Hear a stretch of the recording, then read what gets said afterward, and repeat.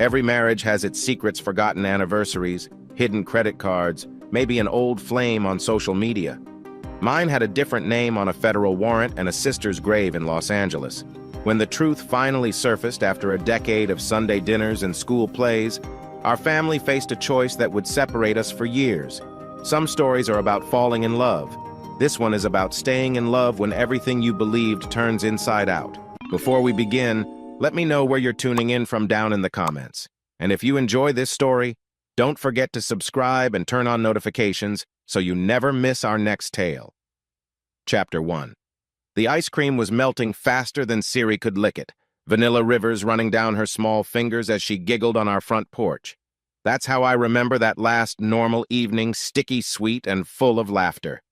Houston's summer heat was finally breaking, the sun painting our suburb gold as it dipped behind the neat rows of houses on Maple Street. I sat there in my old Rangers t-shirt, watching my 80-year-old daughter attack that ice cream cone like it might escape, and I thought, this is it. This is what happiness looks like.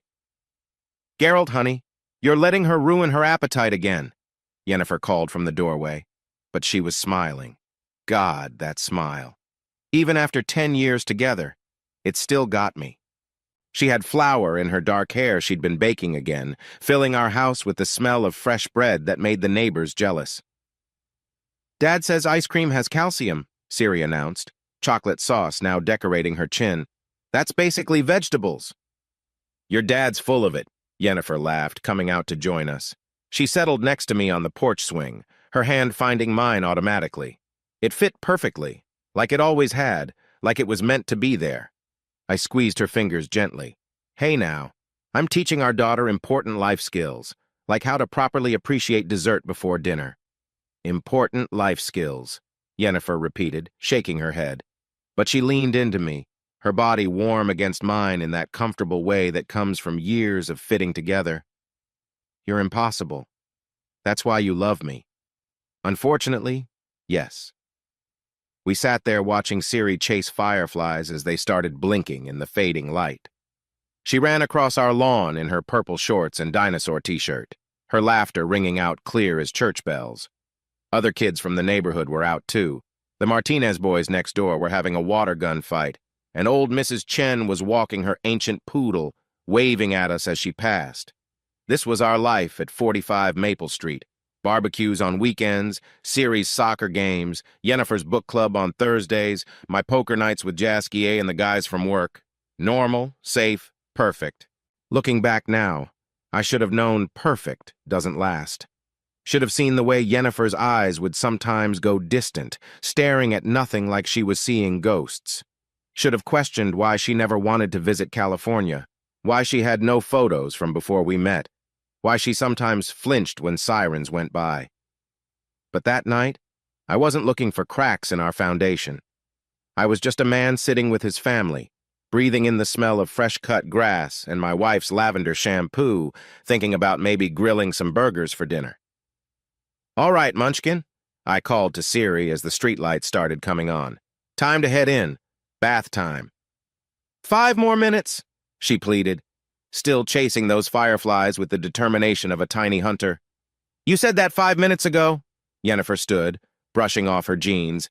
"Come on, baby. I made your favorite for dinner, spaghetti and meatballs." That did it. Siri came running, crashing into Jennifer's legs with an enthusiastic hug. "With the special sauce?" "With the special sauce," Jennifer confirmed, running her hand through Siri's tangled hair. "But only if you actually wash behind your ears this time." We headed inside, Siri racing ahead, her feet thundering up the stairs toward the bathroom. Our house wasn't fancy, a 2-story colonial that needed new gutters and had a temperamental air conditioner, but it was ours.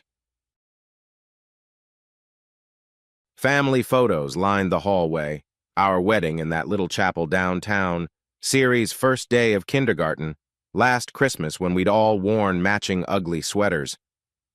I followed Jennifer into the kitchen, wrapping my arms around her from behind as she stirred the sauce on the stove. "Smells amazing." "You always say that."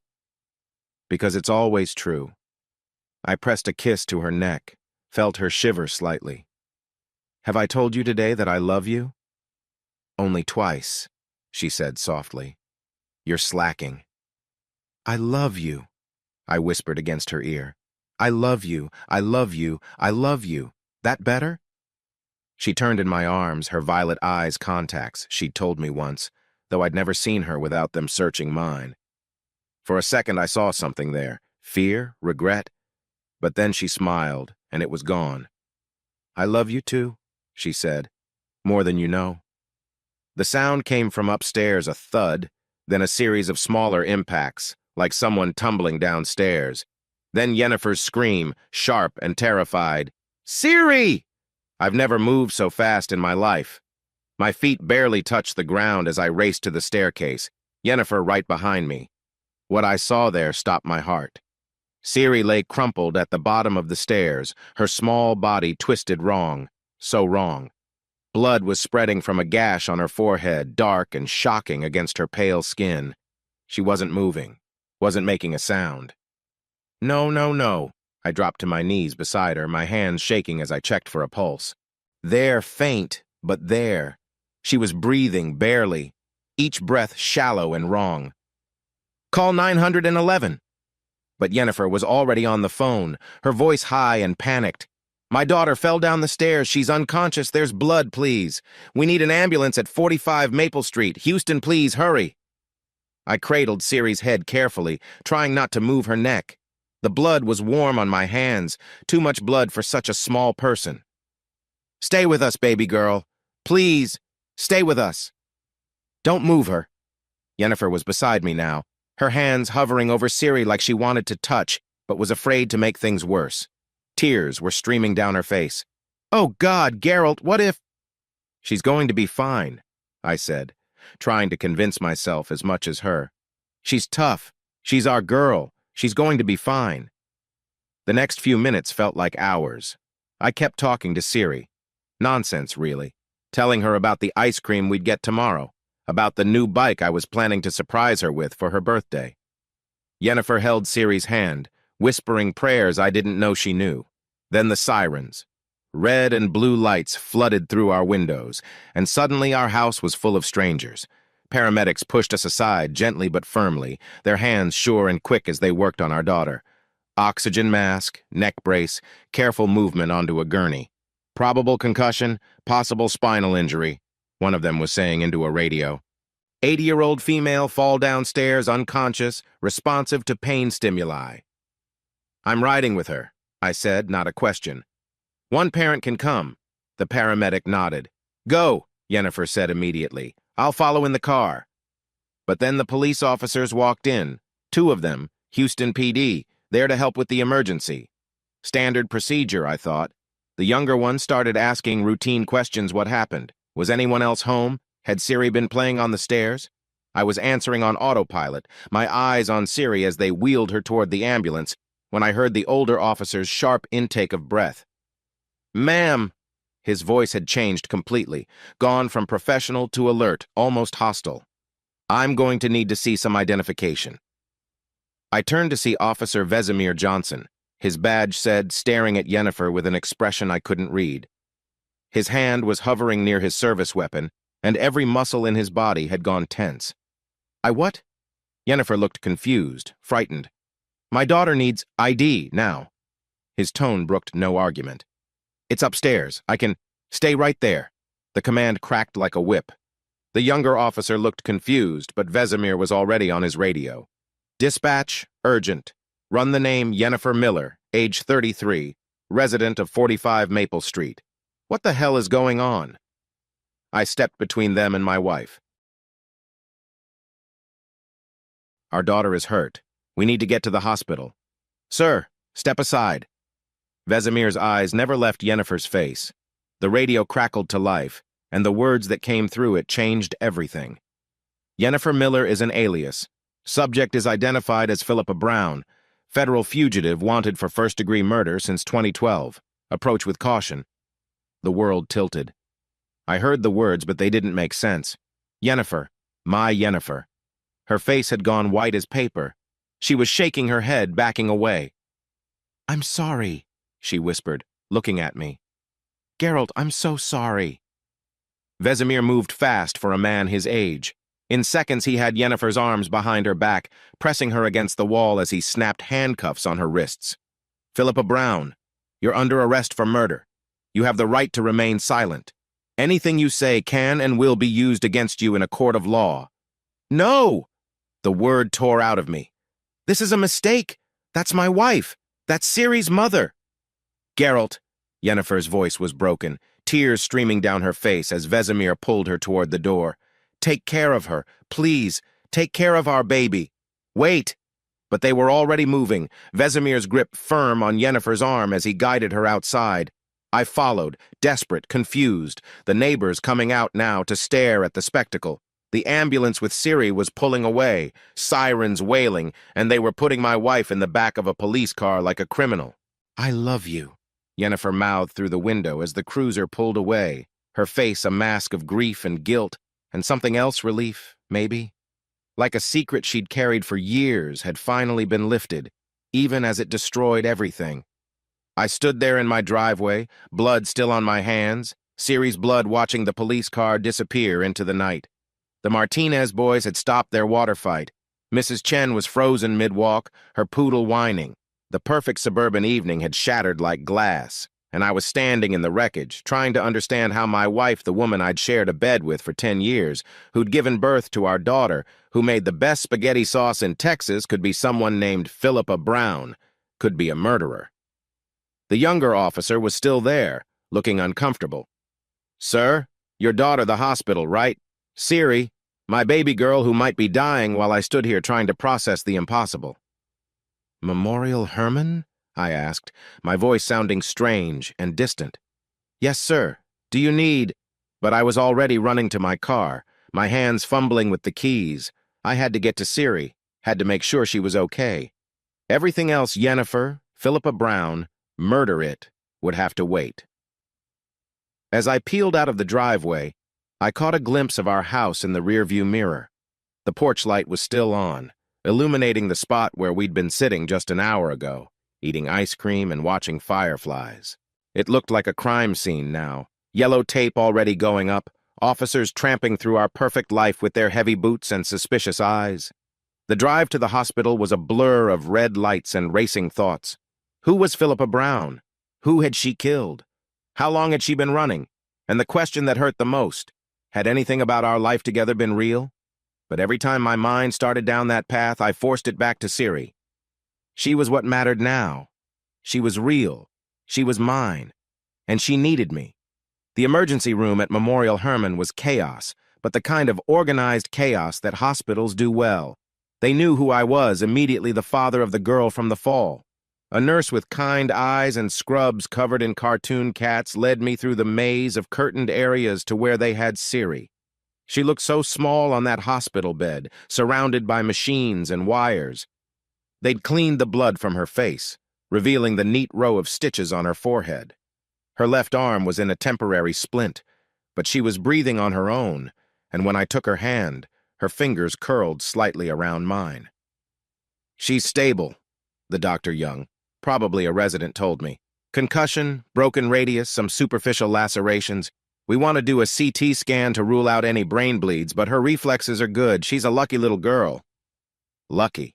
I almost laughed. Her mother had just been arrested for murder, but sure lucky. "When will she wake up?" Hard to say with concussions. Could be minutes, could be hours, but all her signs are good. Try talking to her. Sometimes that helps. So I did. I sat in that uncomfortable plastic chair, holding my daughter's hand, and I talked. I told her about the time she was 3 and decided the cat needed a bath, how we'd found them both soaked and miserable in the tub. I told her about her first soccer goal, how she'd been so excited she'd run the wrong way down the field. I told her about everything except what had happened to her mother. Geralt? I looked up to find Jaskier in the doorway, still in his work clothes, his usually cheerful face creased with worry. "I heard on the news Jesus. Is she okay?" "She'll be fine," I said, needing to believe it. "How did you— police scanner app," he admitted, coming to stand beside me. "They mentioned your address. I came as soon as I heard." He looked at Ciri, then back at me. "Geralt, What they're saying about Yennefer. I don't know, I cut him off. I don't know anything. One minute we were having dinner, the next. My voice cracked. They arrested her, Jask. They said her name isn't even Yennefer. Said she killed someone. Jaskier's hand landed on my shoulder, solid and reassuring. Whatever's going on, we'll figure it out. You're not alone in this. But I wasn't I? The woman I'd trusted with everything had been lying to me for a decade. I didn't even know her real name. The door opened again, and this time my stomach dropped. It was Triss, still in her work blazer, her auburn hair slightly mussed like she'd been running. Of all the times for her to show up. I heard about Ciri, she said softly, her green eyes full of concern. Is she? She's stable, Jaskier answered when I couldn't find words. Triss moved closer, and I could smell her perfume, something expensive and floral, nothing like Yennefer's simple lavender. Her hand brushed my arm, a gesture that might look comforting to anyone watching but felt like fire on my skin. And Yennefer? She asked carefully. In custody, I managed. Something flickered in Triss's eyes, surprise. Satisfaction. It was gone before I could identify it. Geralt, if you need anything, we're good, Jaskier said firmly, and I was grateful for the interruption. Family only right now. Triss's jaw tightened slightly, but she nodded. Of course, I just wanted you to know. I'm here, if you need me. The weight of those words, the way she looked at me, it was too much, too complicated. After she left, Jaskier gave me a look. That woman's got it bad for you. Not now, Jask. I'm just saying, with everything going on. Not now. He held up his hands in surrender. Okay, but Geralt, you're going to have to deal with all of this eventually. Yennefer, Triss, whatever the hell is happening. I know, I said quietly, watching Ciri's chest rise and fall. But right now, all that matters is her. We sat in silence for a while, the hospital sounds washing over us, beeping machines, distant conversations, someone crying down the hall. Normal hospital sounds for a deeply not normal night. Do you think... Jaskier started, then stopped. Never mind. What? Do you think Yennefer really, killed someone? I thought about my wife's face as they put her in that police car, the guilt, the sorrow, the resignation. Yeah, I admitted, the word tasting like ash. I think she did. The question was why, and who, and how the woman who sang Ciri lullabies and cried at Disney movies could also be someone capable of murder. But those were questions for tomorrow. Tonight, I just needed my daughter to wake up. I needed to look into her eyes and know that something in my world was still real, still mine, still worth fighting for. Daddy? The word was barely a whisper, but it was the most beautiful sound I'd ever heard. Ciri's eyes were fluttering open, confused and pain-filled but alive. Hey, baby girl, I said, squeezing her hand gently. I'm right here. My head hurts. I know, you had a fall, but you're going to be okay. Where's Mommy? The question I'd been dreading. I looked at Jaskier, who shrugged helplessly. Mommy had to. Go somewhere, but she loves you very much, and she'll see you soon. It wasn't exactly a lie. Yennefer would see her again, even if it was through prison glass. Even if everything else had been a lie, I knew Yennefer's love for Ciri was real. I'd seen it in her eyes as they drove her away. Okay, Ciri said sleepily, already drifting off again. Tell her I love her too. I will, sweetheart. I will. As my daughter slipped back into sleep, I sat there holding her hand and tried to make sense of a world that had turned upside down in the span of an evening. Somewhere across the city, my wife, or the woman I'd thought was my wife, was sitting in a cell. Somewhere else, Triss was probably planning her next move. And here I was, caught between them all, with only one thing I was certain of. I would protect my daughter. Whatever else happened, whatever truths came out, whatever choices I had to make, Ciri came first. Always. The monitor beeped steadily, marking time in this new reality. Outside the window, Houston glittered in the darkness, unaware and uncaring that the Miller family of 45 Maple Street had just ceased to exist. We were something else now, broken, uncertain, but still breathing, still fighting, still together, even if apart. Chapter 2. The patrol car's taillights had barely disappeared when the weight of it all crashed into me like a freight train. I stood there on my lawn, my goddamn lawn, where just this morning I'd been watering the roses Yennefer had planted last spring, and I couldn't move. Couldn't think. The neighbor's dog was barking. Someone's car alarm was going off 3 streets over. The world was still turning, but mine had stopped. "Sir?" The young officer, barely older than a college kid, was still there. His badge said Thompson. "You really should get to the hospital." Right. Hospital. Siri. My feet finally remembered how to work. The drive to Memorial Hermann was 20 minutes of pure hell. Every red light felt like a personal insult from God. My hands were shaking so bad I could barely grip the steering wheel. The radio was playing some pop song about love and trust, and I wanted to punch straight through it. Philippa Brown. The name kept rolling around in my head like a marble in a tin can. Who the fuck was Philippa Brown? I'd married Yennefer Miller. I'd stood at that altar in the little chapel on Westheimer, watching her walk down the aisle in a simple white dress she'd bought off the rack because she said big weddings were a waste of money. I'd said my vows to Yennefer Miller. I'd made love to Yennefer Miller. I'd watched Yennefer Miller give birth to our daughter, squeezing my hand so hard she'd left bruises. But apparently, I'd done all those things with someone named Philippa Brown, a murderer. The word kept sticking in my throat. Murder. Not manslaughter, not self-defense murder. 1st degree. That meant premeditated, planned. That meant the woman who made pancakes in the shape of dinosaurs for our daughter had planned and executed the killing of another human being. The hospital parking garage was packed. Of course it was. I ended up on the 7th floor, running down the echoing concrete stairs because waiting for the elevator would have driven me insane. The emergency room was exactly what you'd expect on a Friday night in Houston, controlled chaos, the smell of industrial disinfectant, not quite covering the underlying scent of human misery. "I'm looking for my daughter," I told the desk nurse, a middle-aged black woman who looked like she'd seen everything twice. "Siri Miller, 8 years old, brought in from a fall. Pediatric trauma, Bay 7, she said, already printing out a visitor badge. "Down the hall, 2nd left, follow the blue line." The blue line led me through a maze of curtained areas and beeping machines. I could hear a baby crying somewhere, someone else moaning in pain. Then I found Bay 7, and there was my little girl. She looked so small. That was my first thought. Siri had always been small for her age, took after Yennefer in that. But lying in that hospital bed, she looked tiny, fragile, broken. They'd cleaned the blood off her face and put a neat row of stitches along her forehead. Her left arm was splinted. There were wires attached to her chest, monitoring her heart, and an oxygen tube under her nose. But she was breathing. The rise and fall of her chest was the most beautiful thing I'd ever seen. "Mr. Miller?" A young doctor appeared, Asian, tired eyes, stubble that said he'd been on shift too long. "I'm Dr. Chen. Your daughter's stable. She has a concussion, a fractured radius, and some superficial lacerations. We're waiting for a CT scan to rule out any brain bleeds, but her reflexes are good. Kids are resilient." "When will she wake up?" "Hard to say with head injuries. Could be soon, could be hours.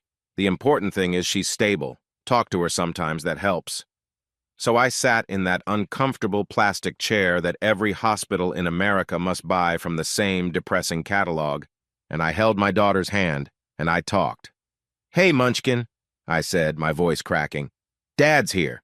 You scared the hell out of me, you know that? But you're going to be fine. You're tough. Remember when you fell off your bike last year? You got right back on. That's my girl." Her fingers were so small in mine. I could see Yennefer's hands in them long, delicate fingers. Piano player's fingers, I'd always said, though Yennefer claimed she'd never learned an instrument. Another lie. How many had there been? Geralt? I looked up to find Jasquier standing in the doorway, still in his work clothes, khakis, and a polo with our company logo. His usually cheerful face was creased with worry. "Jesus," he breathed, looking at Siri. "Is she?" "She'll be okay," I said, needing to believe it. "How did you know?" "Police scanner app," he admitted, coming to sit in the chair next to mine. "They mentioned your address and then the arrest Geralt. What the hell is going on? They're saying Yennefer killed someone?" I don't know. The words came out raw. I don't know anything. They said her name isn't even Yennefer. They said she's someone named Philippa Brown. That's... Jasquier ran a hand through his hair. That's insane. I've known you guys for 5 years. We've had barbecues. Our kids have play dates. I know. She made my birthday cake last year. I know. She can't be a murderer. She cried when we watched Marley and Me. I know. The words came out sharper than I intended. I took a breath. Sorry. I can't process this. Jasquier was quiet for a moment, then, what are you going to do? I don't know that either. Take care of Ciri. Try to figure out what's real. Try to understand how I could have been so fucking blind. Hey, Jasquier said firmly. This isn't on you. If she was hiding something this big, she was good at it. You couldn't have known. But that was the thing looking back. There were signs. Little things I'd ignored or explained away. The way she never wanted to take trips to California. How she had no photos from before we met. The way she sometimes went quiet when news about Los Angeles came on. Her insistence on paying cash for everything when we first started dating. The way she'd tense up whenever she saw a police car. I'd thought she was just private. Maybe had a bad childhood she didn't want to talk about. I'd respected that, never pushed. Now I wondered if my respect had just been willful blindness. The door opened, and my stomach clenched. It was Triss. She stood there in her work clothes, a black blazer over a silk blouse, her auburn hair pulled back in a way that showed off her neck. She looked beautiful and composed, and everything Yennefer wasn't right now, and I hated myself for noticing. I heard about Ciri, she said softly. The news they said there was an accident. She fell, I said, not meeting her eyes. Down the stairs. Oh, Geralt. She moved closer, and I could smell her perfume, something expensive that probably had a French name. Is there anything I can do? Her hand touched my arm just briefly, but it was enough to send guilt shooting through me like lightning. Because here's the thing Jasquier didn't know, the thing nobody knew. Triss and I had been dancing around something for months. Nothing had happened, not really, but there'd been moments. Conversations that went a little too deep. Lunches that felt a little too much like dates. That time at the company Christmas party when we'd almost, we're okay, I said, pulling away slightly. And Yennefer? She asked. And there was something in her tone I didn't like. I heard she was, that there was some trouble. She's been arrested, Jasquier said when I couldn't find words. It's complicated. Arrested? Triss's green eyes widened. For what? We don't know the details, Jasquier said firmly, and I was grateful for his intervention. Right now, we're just focused on Ciri. Of course, Triss said. Of course. I just wanted you to know, Geralt, that I'm here. If you need anything, anything at all. The weight of those words, the way she looked at me, it was too much. After everything that had happened tonight, I couldn't deal with this too. I should go, she said finally. But please call me if you need anything, day or night. After she left, Jasquier gave me a long look. So that's still happening? Nothing's happening. Geralt, nothing's happening, I repeated firmly. And especially not now. Okay, he said, holding up his hands. But man, your life just got complicated in ways I don't even want to think about. He wasn't wrong. My wife was in jail for murder. My daughter was in a hospital bed. And the woman who'd been circling our marriage like a shark was offering comfort I desperately wanted but couldn't take. Daddy? The tiny voice cut through everything else. Ciri's eyes were fluttering open, confused and unfocused, but open. Hey, baby girl, I said, leaning forward, taking her hand in both of mine. I'm right here. My head hurts. I know, sweetheart. You fell down the stairs, but you're going to be okay. The doctors fixed you up. She tried to move and winced. My arm. It's broken, but it'll heal. You're going to have the coolest cast at school. That got a tiny smile. Then, where's Mommy? The question I'd been dreading. I looked at Jasquier, who shrugged helplessly. Mommy had to go take care of something, I said carefully. But she loves you so much, and she wants you to get better. Can she come see me? Soon, I lied. Real soon. Ciri seemed to accept this, her eyes already growing heavy again. Tell her I love her. I will, sweetheart.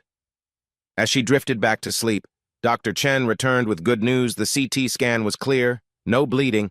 They wanted to keep her overnight for observation, but barring complications, she could go home tomorrow. Home. What even was that now? A crime scene? A museum of lies? Jasquier stayed with me through the night. We took turns dozing in the uncomfortable chairs, waking every time a nurse came to check on Siri. Around 3 a.m., he went on a coffee run and came back with 2 cups of hospital sludge that tasted like burnt rubber. I looked it up, he said quietly, showing me his phone. Philippa Brown. There's not much, but there was a murder in Los Angeles in 2012. Some businessman named James Rodriguez. I took the phone with shaking hands. The article was brief, just a few paragraphs. James Rodriguez, 45, found dead in his office. Single gunshot wound to the chest. No suspects at the time, but police believed it was personal, not a robbery. There was a photo of Rodriguez. He looked successful, confident, the kind of guy who wore expensive suits and drove a Tesla before they were cool. He had a wedding ring on. Jesus, I muttered. He had a family. Keep reading, Jasquier said grimly. I scrolled down. There was more. Rodriguez had been acquitted of human trafficking charges just months before his death. The case had been big news in L.A., apparently. Multiple victims, young women, but Rodriguez's lawyers had gotten him off on a technicality. Holy shit, I breathed. Yeah, Jasquier agreed, so maybe there's more to this story. Maybe. But it didn't change the fact that Yennefer Philippa, whoever she was, had killed a man, had hidden it from me for 10 years, had built our entire life on a foundation of lies. Dawn came eventually, gray and reluctant through the hospital windows. Siri woke up more coherent, complaining about the hospital food and asking for her stuffed dragon from home. Normal kid stuff that made my heart ache with relief. I need to go to the house, I told Jasquier. Get some of her things. Clean clothes for both of us. You sure? I can go for you. No, I need to do it. I needed to see our house, needed to understand what was real and what wasn't. The drive home was surreal. The morning looked so normal, joggers out for their Saturday runs, people walking dogs, the Martinez kids already playing in their yard. But there was yellow tape across my front door and a police car parked at the curb. Officer Thompson from last night was there, looking like he'd drawn the short straw for guard duty. Mr. Miller, you can go in, but don't disturb anything in the living room or stairway. Those are still being processed. My house felt like a stranger's. There were evidence markers on the stairs where Siri had fallen, fingerprint dust on the banister. The pasta sauce Yennefer had been making was still on the stove, congealed and sad. I went upstairs to our bedroom, mine and Yennefer's, and stood in the doorway for a long moment. The bed was still unmade from this morning. Yennefer's book was on the nightstand, a bookmark halfway through. Her reading glasses sat on top of it. She only needed them for reading, she'd said. Another lie? Were the violet eyes fake too? I pulled open her dresser drawers, not sure what I was looking for. Clothes, normal clothes, jeans and shirts and the fuzzy socks she wore in winter. Nothing that screamed murderer on the run. But in the back of the bottom drawer, under a pile of sweaters, I found something. An envelope, old and yellowed. Inside were 2 photos. The first showed a younger Yennefer, maybe early 20s, with another girl who looked similar enough to be a sister. They were laughing at something off camera, arms around each other, clearly close. On the back, in Yennefer's handwriting, Fringilla and me, 2010. The second photo was just of the other girl, Fringilla. She was beautiful, with Yennefer's same dark hair and delicate features. But this photo was different. She looked thin, hollow-eyed, forced smile. On the back, last photo, I'm sorry I failed you. I sat down hard on the bed, the photos trembling in my hands. Fringilla. Was this why? Was this who Yennefer had been avenging? My phone rang. Jasquier. Hey, you need to get back here. Siri's asking for you. And, there's someone here who wants to talk to you. Says he's Yennefer's lawyer. Her what now? Yeah, I don't know either, but he seems legit. I grabbed Siri's dragon and some clothes and headed back to the hospital. In the lobby, I found a tall black woman in an expensive suit waiting for me. Mr. Miller? I'm Philippa Wilson. Your wife called me from jail. She's retained me as her defense attorney. She how? We don't even have a lawyer. She had my card in her wallet. We've never met, but she said she'd kept it just in case. Wilson's expression was professionally neutral. She wanted me to give you a message. She says she's sorry, that she loves you and Siri more than anything, and that she'll explain everything when she can. When can I see her? She'll be arraigned Monday. After that, if bail is set, which is unlikely given the flight risk, you can visit her in county. Mr. Miller, I know this is overwhelming, but your wife is going to need your support. The case against her is serious, but there are mitigating circumstances. Significant ones. Like what? Wilson glanced around the busy hospital lobby. Not here. Can you come to my office tomorrow? Bring any documents you have, marriage certificate, Siri's birth certificate, anything that shows your wife's life here in Houston. Character witnesses would be helpful too. You think you can get her out of this? I think there's more to this story than a simple murder case, Wilson said carefully. Your wife isn't a cold-blooded killer, Mr. Miller. She's a woman who was pushed to an extreme action by extreme circumstances. I intend to make sure the court understands that. After Wilson left, I went back to Siri's room. She was sitting up, carefully eating Jell-O with her good hand while Jasquier helped her with the TV remote.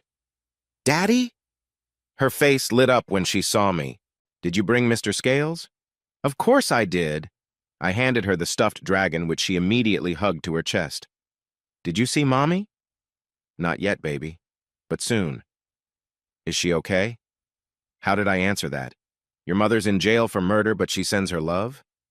She's okay, I said finally. She just wants you to get better. I want to go home. Tomorrow, the doctor said. We'll go home tomorrow. But even as I said it, I wondered what home even meant anymore. The house on Maple Street wasn't home. It was a crime scene, a museum of a life that might have been entirely fake. Home was supposed to be where your family was, but my family was scattered. My daughter in a hospital bed, my wife in a jail cell, and me somewhere in between, trying to hold together pieces that might not even fit anymore. That night, after Siri was asleep and Jasquier had gone home to his own family, I sat in the dark hospital room and tried to make sense of it all. I thought about the photos I'd found, about Fringilla, whoever she was, about Rodriguez and his trafficking charges. I thought about Yennefer, the woman I'd fallen in love with, the way she laughed at my terrible jokes, the way she sang in the shower, always slightly off-key, the way she read to Siri every night, doing all the voices, the way she fit perfectly against me when we slept, like two puzzle pieces. Had any of that been real? My phone buzzed a text from Triss. Thinking of you. Here if you need anything. I deleted it without responding. That was a complication I couldn't handle right now. Maybe not ever. The monitor beeped steadily, marking Siri's heartbeat, strong and steady like she was. My daughter, the one thing in all of this that I was absolutely certain of. Whatever else was lies, Siri was truth. Siri was real, and I would protect her from all of this, somehow. From the truth about her mother, from the media that would eventually descend, from the gossips and the stares and the whispers that would follow us. I didn't know how yet, but I would figure it out. Because that's what fathers do. They protect their children, even when their own world is falling apart, even when they don't know who they married, even when love and lies are so tangled together that you can't tell where one ends and the other begins.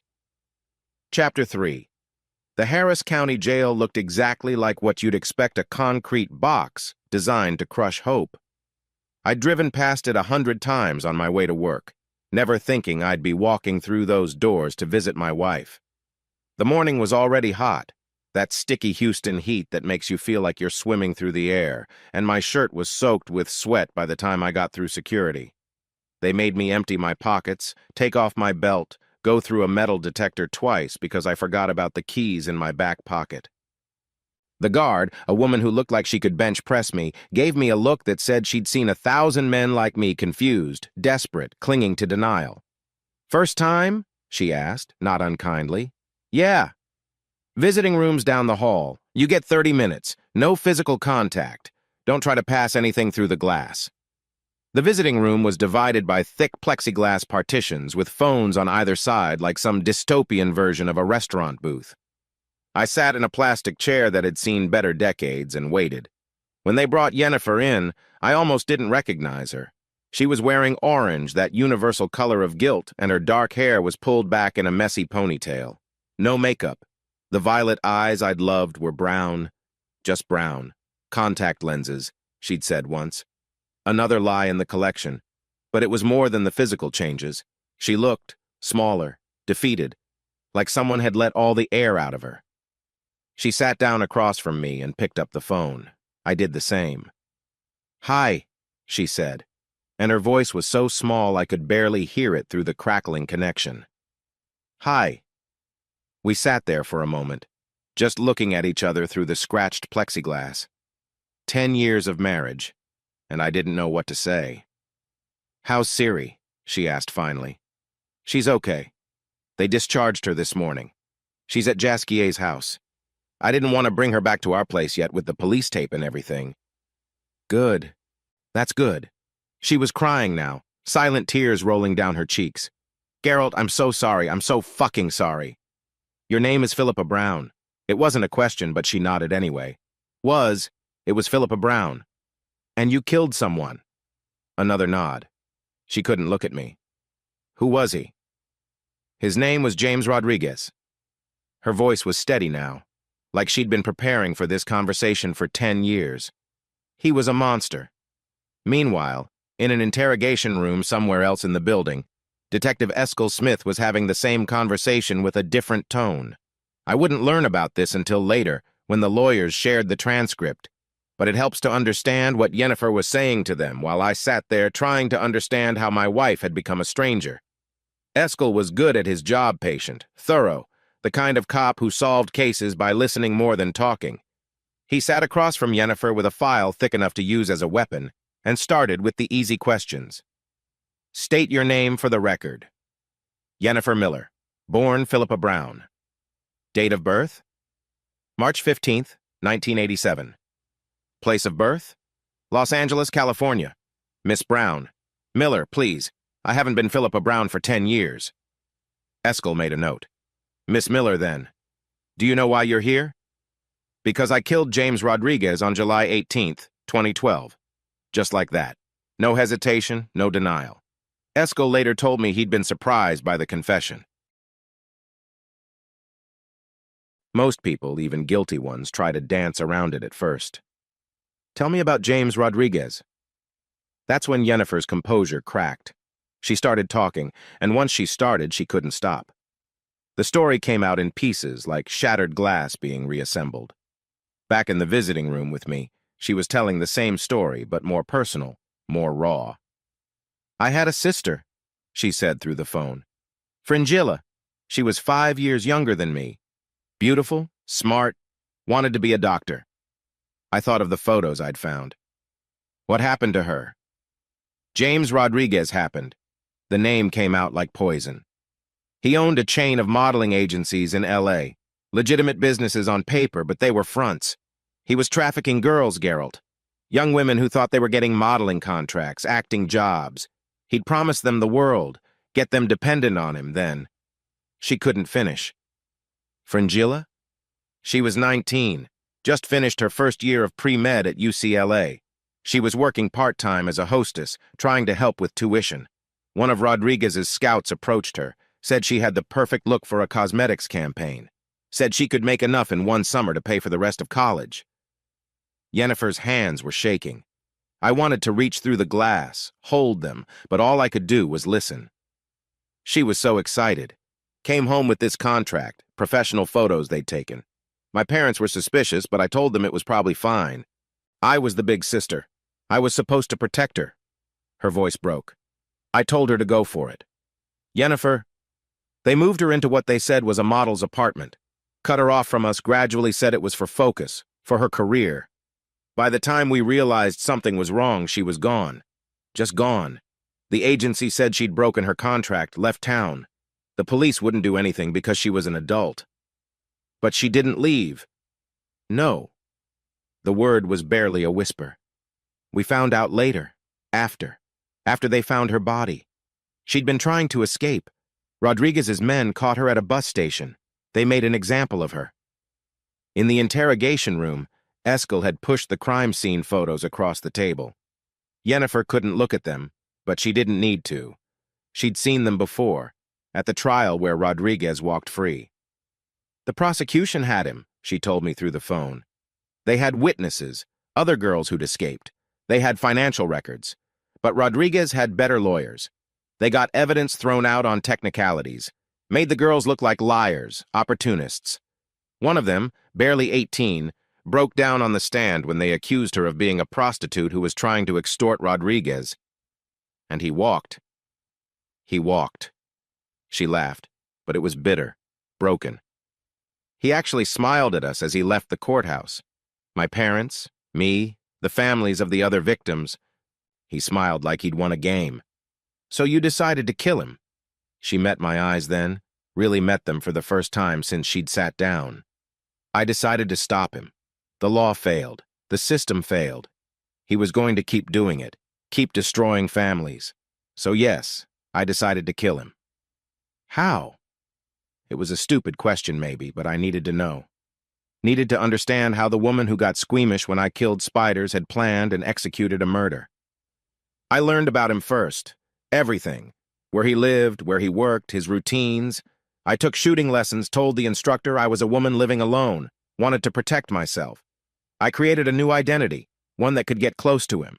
I became Philippa Brown, freelance journalist doing a piece on successful LA entrepreneurs.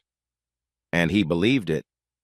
Men like Rodriguez always believe beautiful women are interested in them. There was ice in her voice now. I interviewed him 3 times, played to his ego. The 3rd time, he suggested we continue the conversation over drinks at his office, after hours.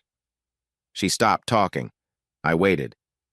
I knew there would be security cameras in the building, so I wore a wig, different makeup, clothes I'd bought with cash and would burn later. He was showing me his awards, his photos with celebrities. He had his back to me. I took his gun, he kept one in his desk drawer, of course he did, and I told him this was for Fringilla. Did he know who you were? At the end, yes. I wanted him to know. I wanted him to understand that his actions had consequences, that Fringilla had people who loved her, that she mattered.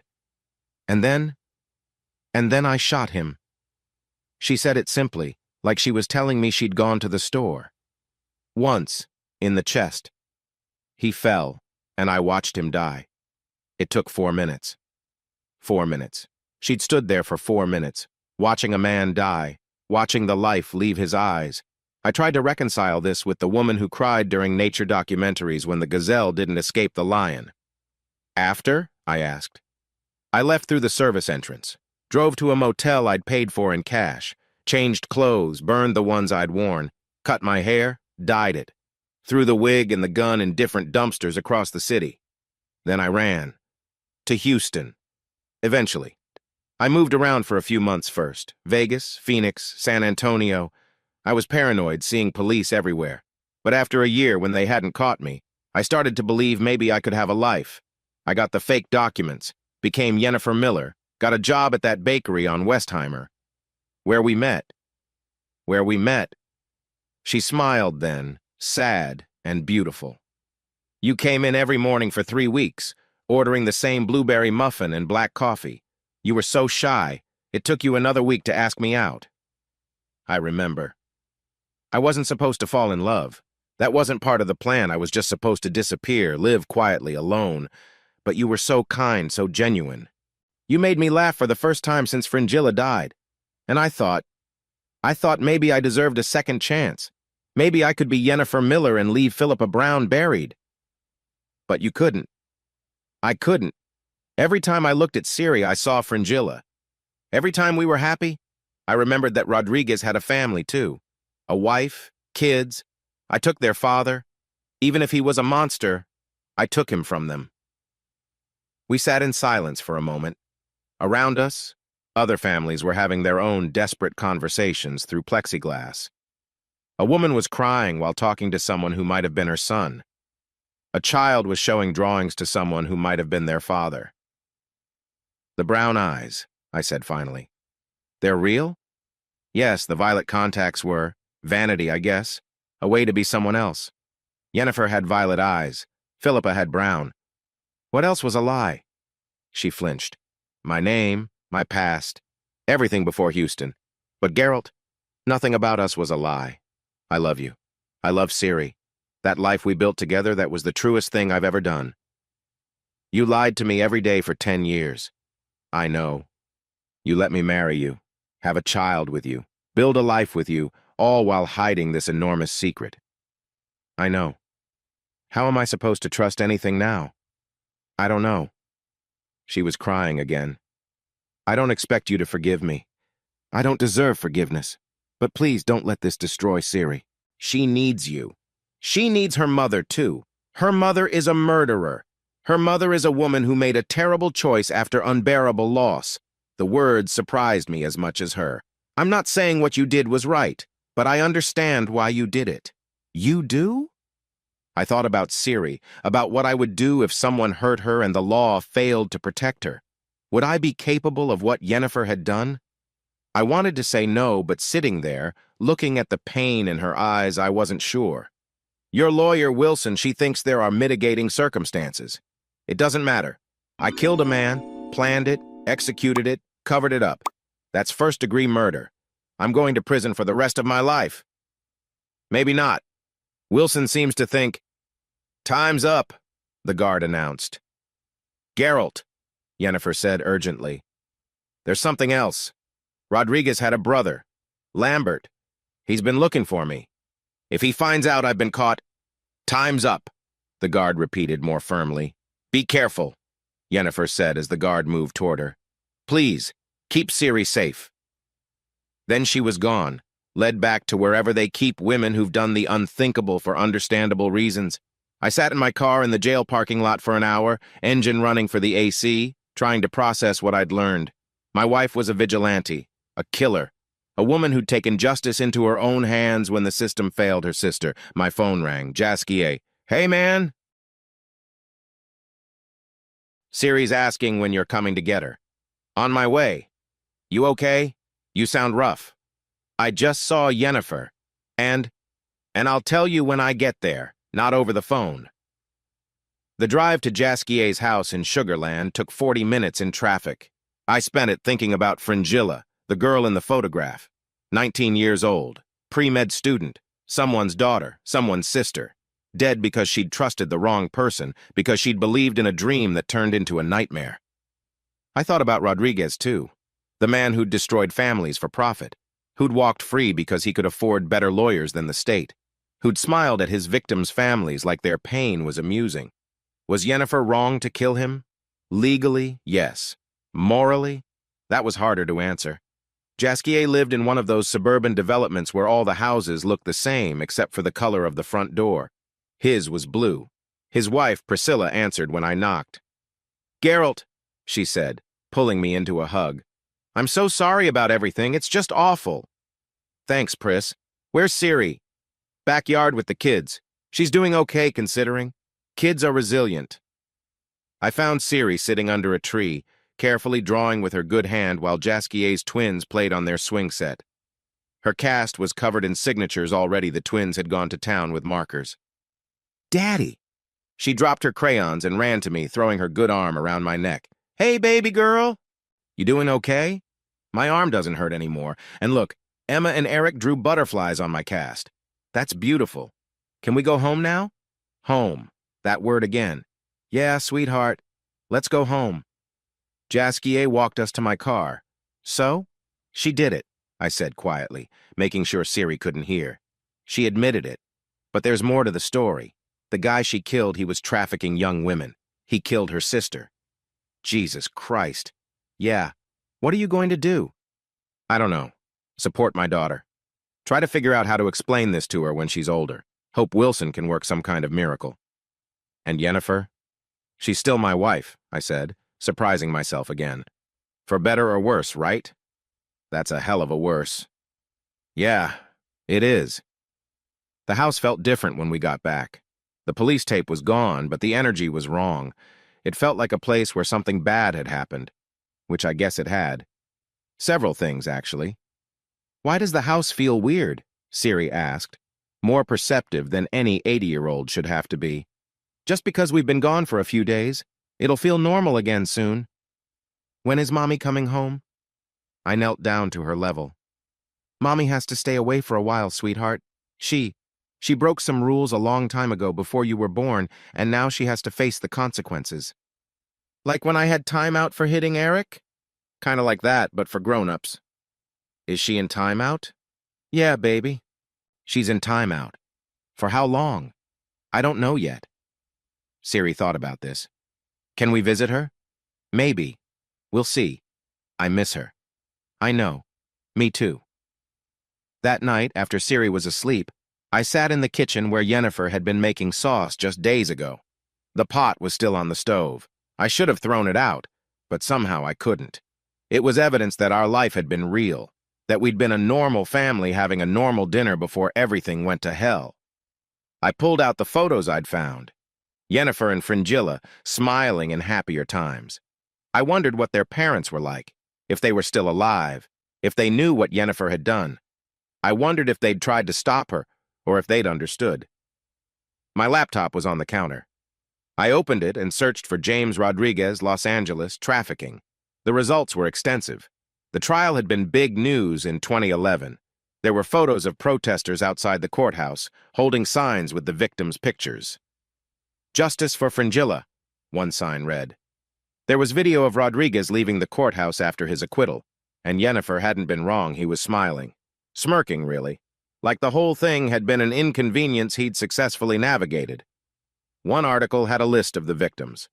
7 young women confirmed dead, 12 more missing and presumed dead. Fringilla Brown was number 3 on the confirmed list. Beside each name was an age. The youngest was 17. I closed the laptop, feeling sick. Then I searched for Lambert Rodriguez. Found him easily. He ran a construction company in L.A., had a reputation for being tough but fair. There was a photo from some charity event. He looked like his brother, but harder, less polished. The article mentioned he had never married, had devoted himself to the business after personal tragedy, his brother's death. Yennefer's warning echoed in my head. He's been looking for me.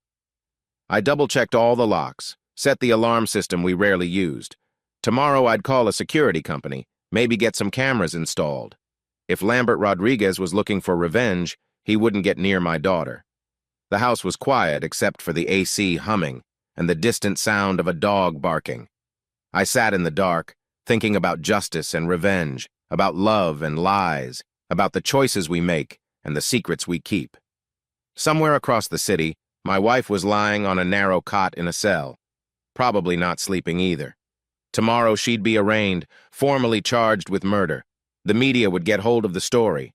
Our neighbors would find out. Siri's school would know. Our quiet life would become a circus. But that was tomorrow's problem.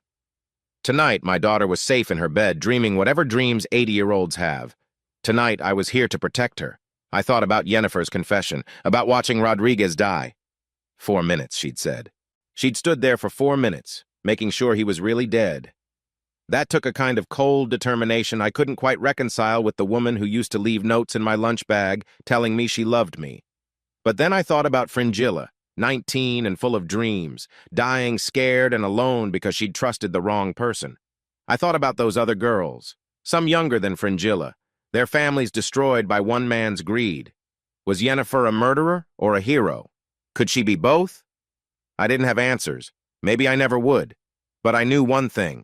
Whatever happened next, whatever the courts decided, whatever the world thought of us, I would stand by my family. Siri needed stability, needed to know she was loved, needed to believe that even when everything falls apart, some things remain solid. I would be that solid thing for her. And maybe, somehow, we'd find a way to be a family again. Different than before, scarred and complicated, but still a family.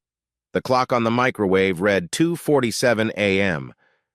I should have been exhausted, but my mind wouldn't stop racing. I made myself a cup of coffee, Yennefer's favorite brand, the expensive stuff she only bought when it was on sale, and sat at the kitchen table. The local news would break the story in a few hours. Houston mom revealed as fugitive killer, or something equally sensational. They'd camp out on our lawn, shove microphones in our faces, turn our tragedy into entertainment.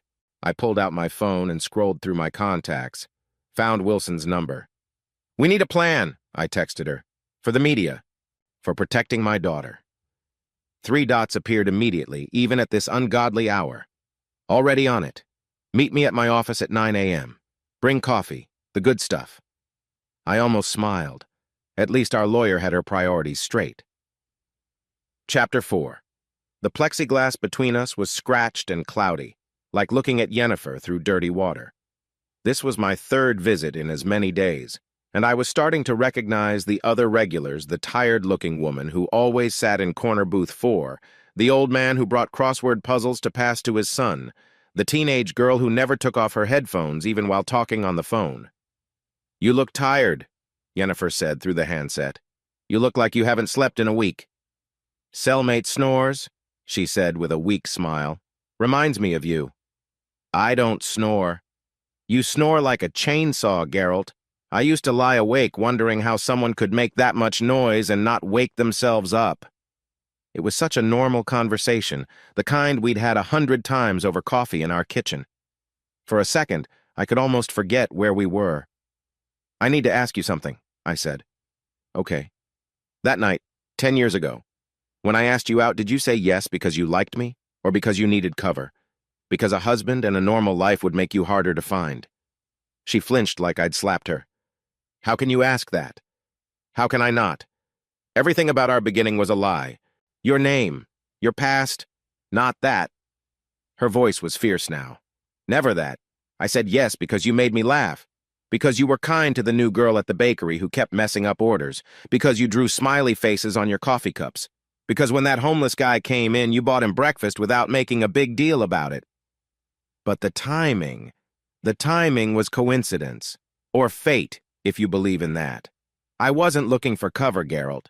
I was just trying to survive, to get through each day without falling apart. And then you walked in with your ridiculous cowboy boots and your shy smile. And for the first time in a year, I wanted something. I wanted you. I don't wear cowboy boots." "You did then. Those brown ones with the square toes. You stopped wearing them after Jaskier said they made you look like you were auditioning for a Western." She was right. I'd forgotten about those boots. "I fell in love with you," she continued. "Not strategically. Not as part of some plan. Against my better judgment, actually. I knew getting close to anyone was dangerous, but I couldn't help myself. You are everything I didn't deserve but desperately wanted." "Don't say you don't deserve. I'm a killer, Geralt. I took a man's life. Whatever he was, whoever he was, I played judge, jury, and executioner. That's not something good people do. Good people don't let monsters walk free either. That's not our call to make," says the woman who made it. We stared at each other through the scratched barrier. She looked so different without her makeup, her contacts, the careful construction of Yennefer Miller. But her eyes brown, not violet, were the same eyes that had looked at me with love for 10 years.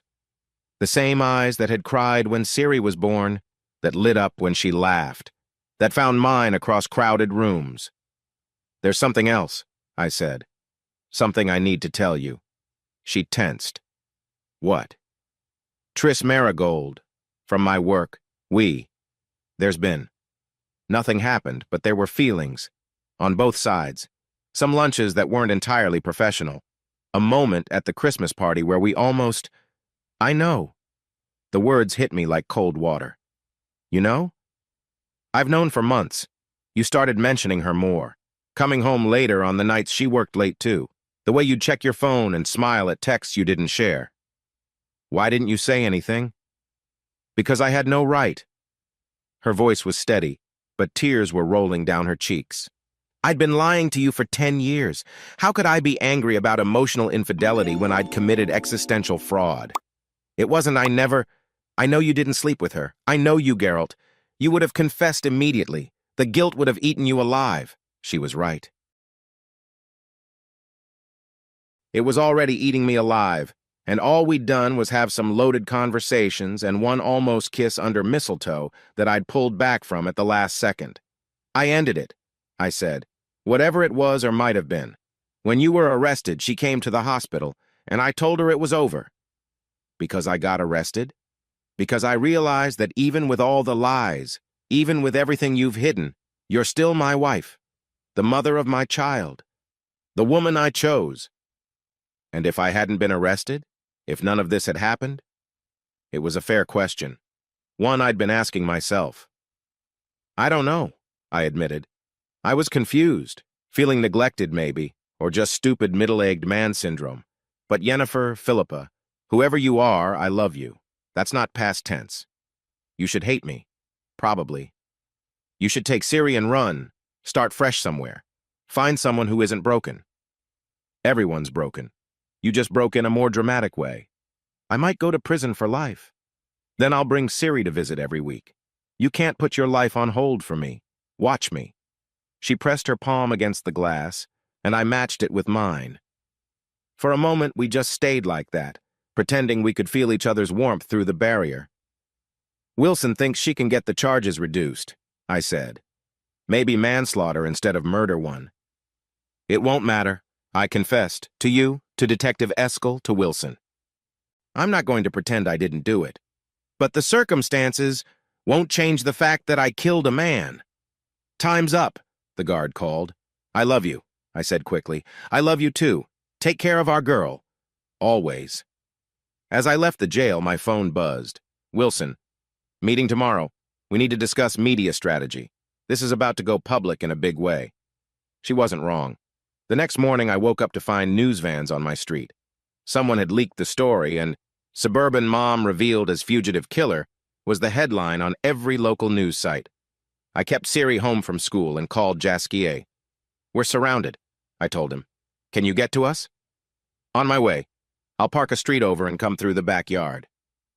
20 minutes later, he was at my back door with a baseball cap and sunglasses. For you, he said. Disguise. This isn't a spy movie, Jask. No, it's worse. At least spies know who the bad guys are. We sat in the kitchen while Ciri watched cartoons in the living room, volume turned up to drown out the shouting reporters outside. How is she? Jasquier asked. Confused. Scared. She doesn't understand why we can't go outside. What did you tell her? That there are people who want to talk about Mommy, but we're not ready to talk yet. And she accepted that? She's 8. Her world is already upside down. She doesn't have the energy to fight about this too. My phone rang. Wilson. Don't go outside, she said without preamble. Don't talk to anyone. I'm sending a car to bring you to my office through the garage. We need to control this narrative before it controls us. An hour later, I was sitting in Wilson's downtown office, 30 floors up with a view of the Houston skyline. She had 3 assistants, 2 paralegals, and what looked like a small army of researchers all working on Yennefer's case. The story's out, she said, sliding a tablet across her desk. Every major outlet is running it. The good news is, they don't have many details yet. The bad news is, they're digging. The headline on the screen read, "The Soccer Mom Assassin, How a Houston Mother Hid a Deadly Secret." Soccer Mom Assassin? I said. She doesn't even like soccer. They're going for sensational. It sells. But we can use this. Public opinion matters, even in criminal cases. If we can control the narrative, make people understand why she did what she did. You want to try the case in the media? I want to make sure when we get to trial, the jury pool isn't completely poisoned against her. Right now, she's a cold-blooded killer who deceived her family. We need to reframe her as a victim who was failed by the system. She is a victim. I know that, you know that, but the public loves a simple story.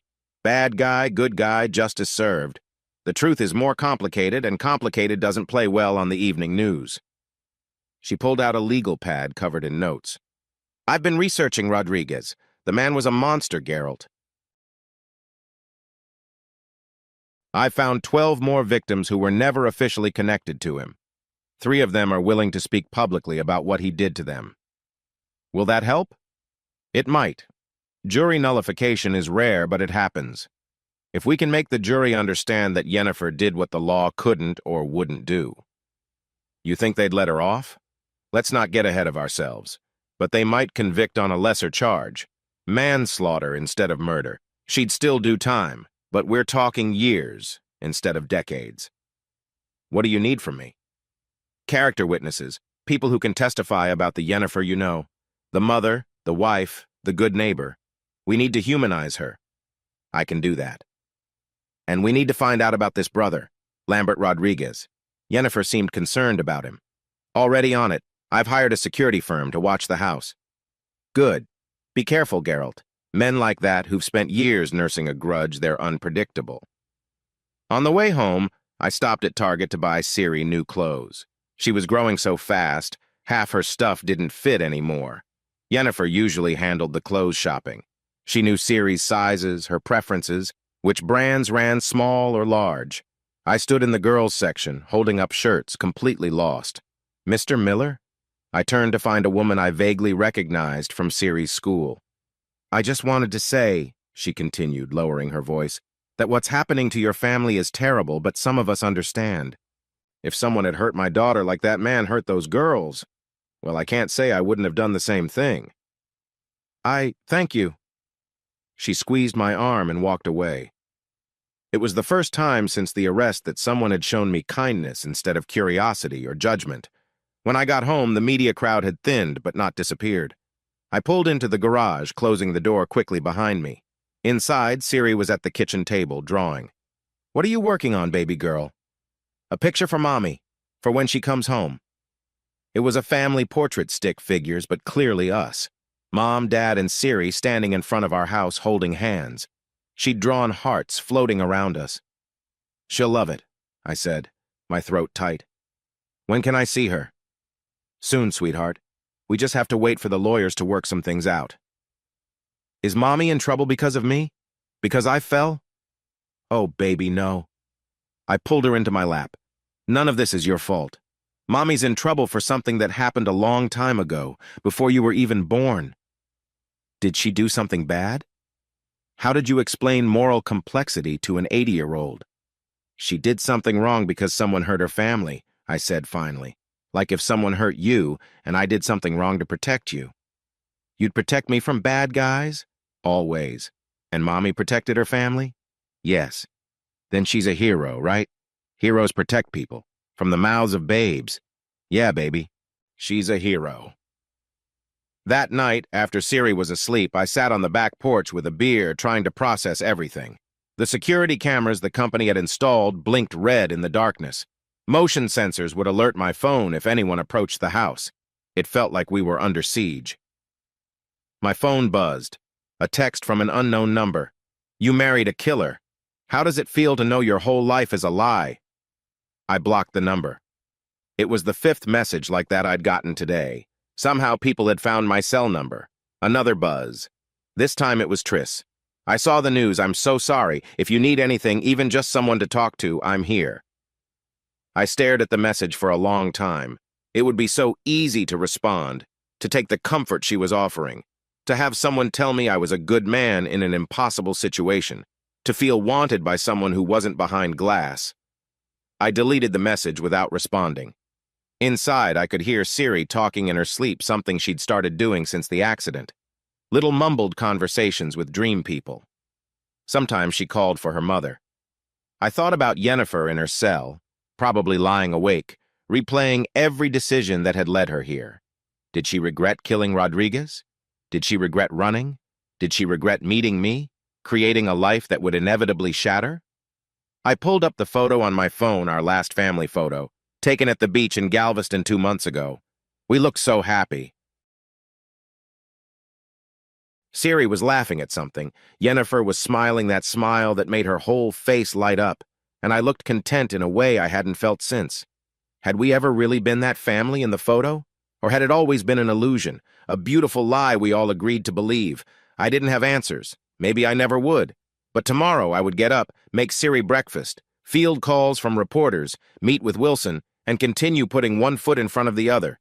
Because that's what you do when your world falls apart. You keep going. Not because you're strong or brave, but because stopping isn't an option. Somewhere across the city, Yennefer was doing the same thing, surviving, minute by minute, holding on to the hope that somehow, someday, she could make this right. We were all just trying to survive now, to find our way through the wreckage to whatever came next. The security lights clicked on, triggered by a cat or a passing car. I stood up, checked the locks one more time, and went inside. Tomorrow would bring new challenges, new revelations, new tests of love and loyalty. But tonight, my daughter was safe. My wife was alive, and despite everything, we were still a family. Fractured, complicated, built on a foundation of lies and love in equal measure, but still a family. And I would fight to keep us together, even if together meant something different now. Even if together meant through glass, across time, beyond the truth. Even if together was all we had left. Chapter 5. 3 weeks. That's how long Yennefer had been locked up, and I was drowning in the minutia of single parenthood. Who knew an 80-year-old generated so much laundry, or that school permission slips reproduced like rabbits in her backpack? I stood at the kitchen counter at 6 a.m. trying to figure out if Ciri needed her PE uniform today or tomorrow, when she wandered in dragging her stuffed dragon.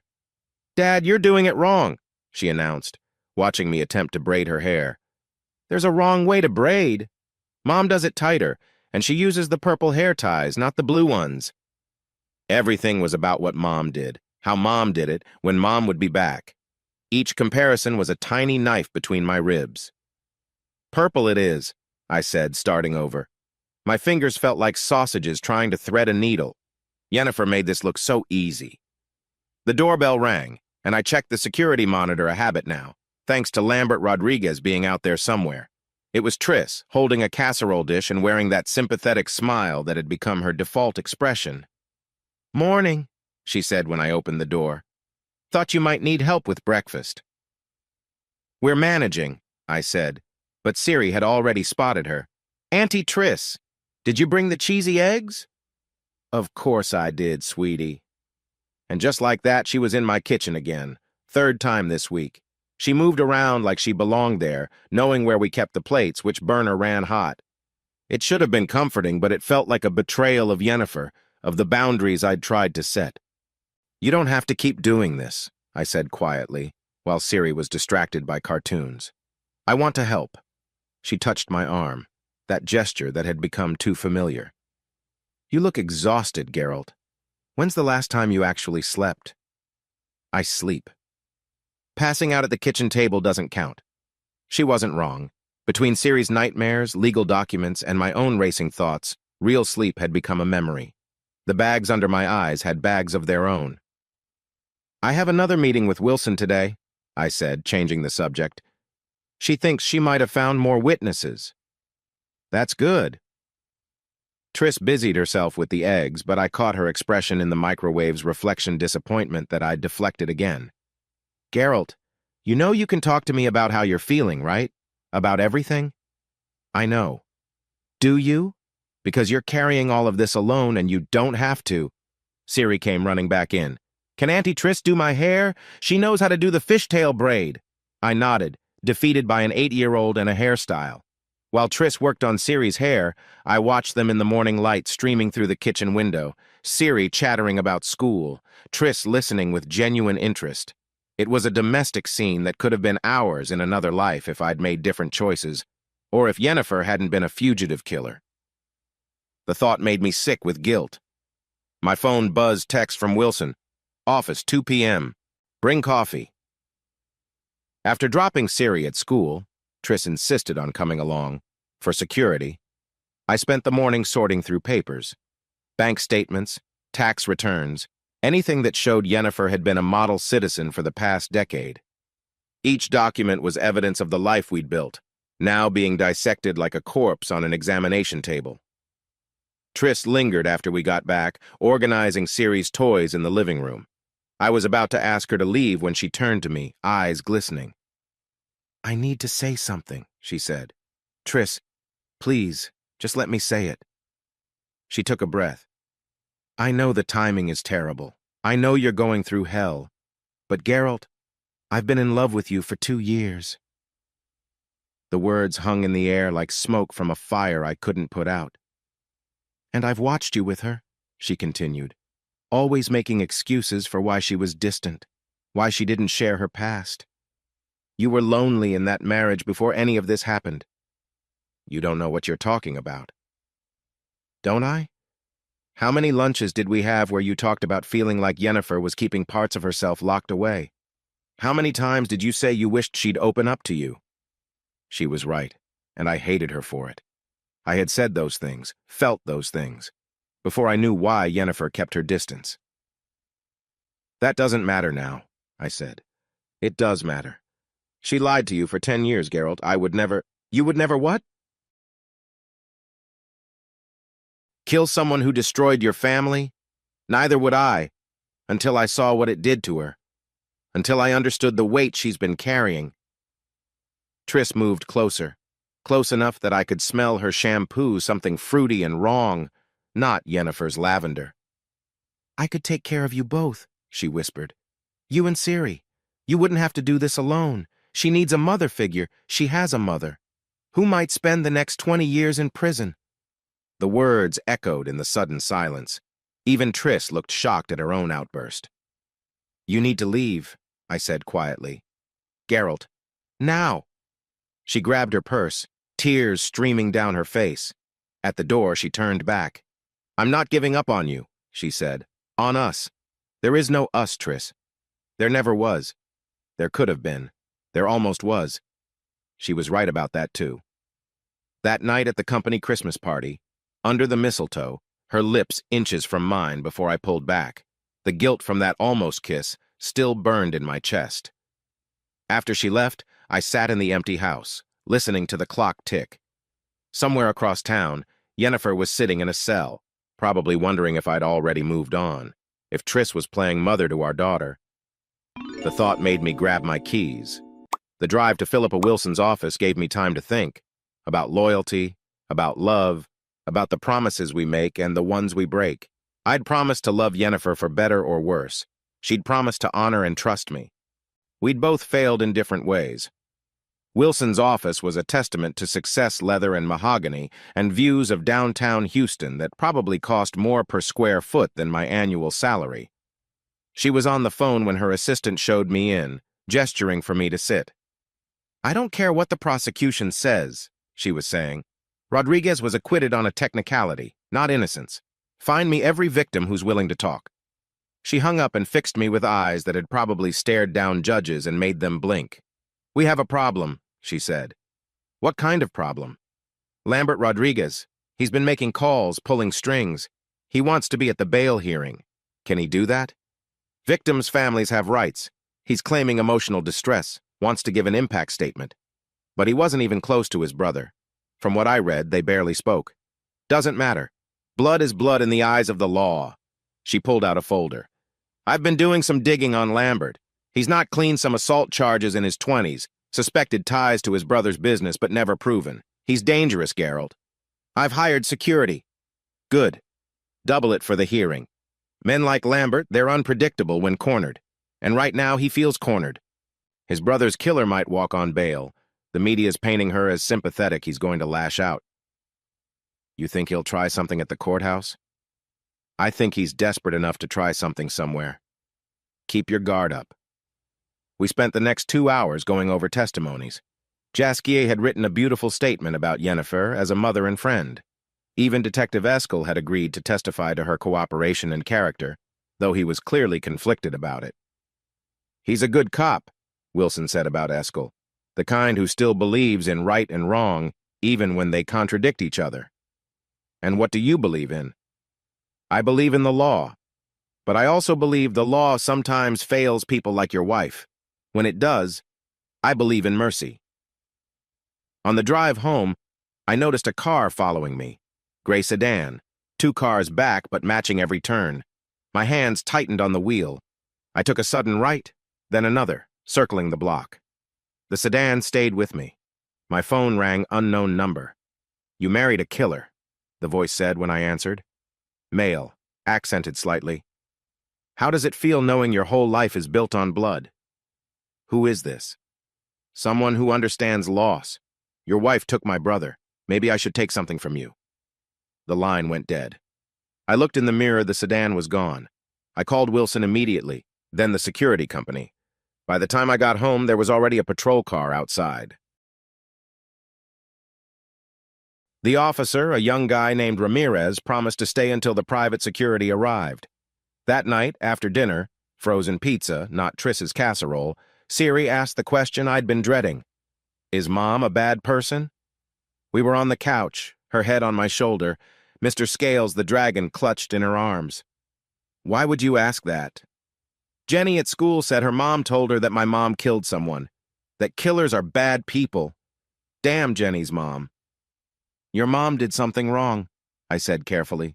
A long time ago, someone hurt her family very badly, and the police couldn't stop them.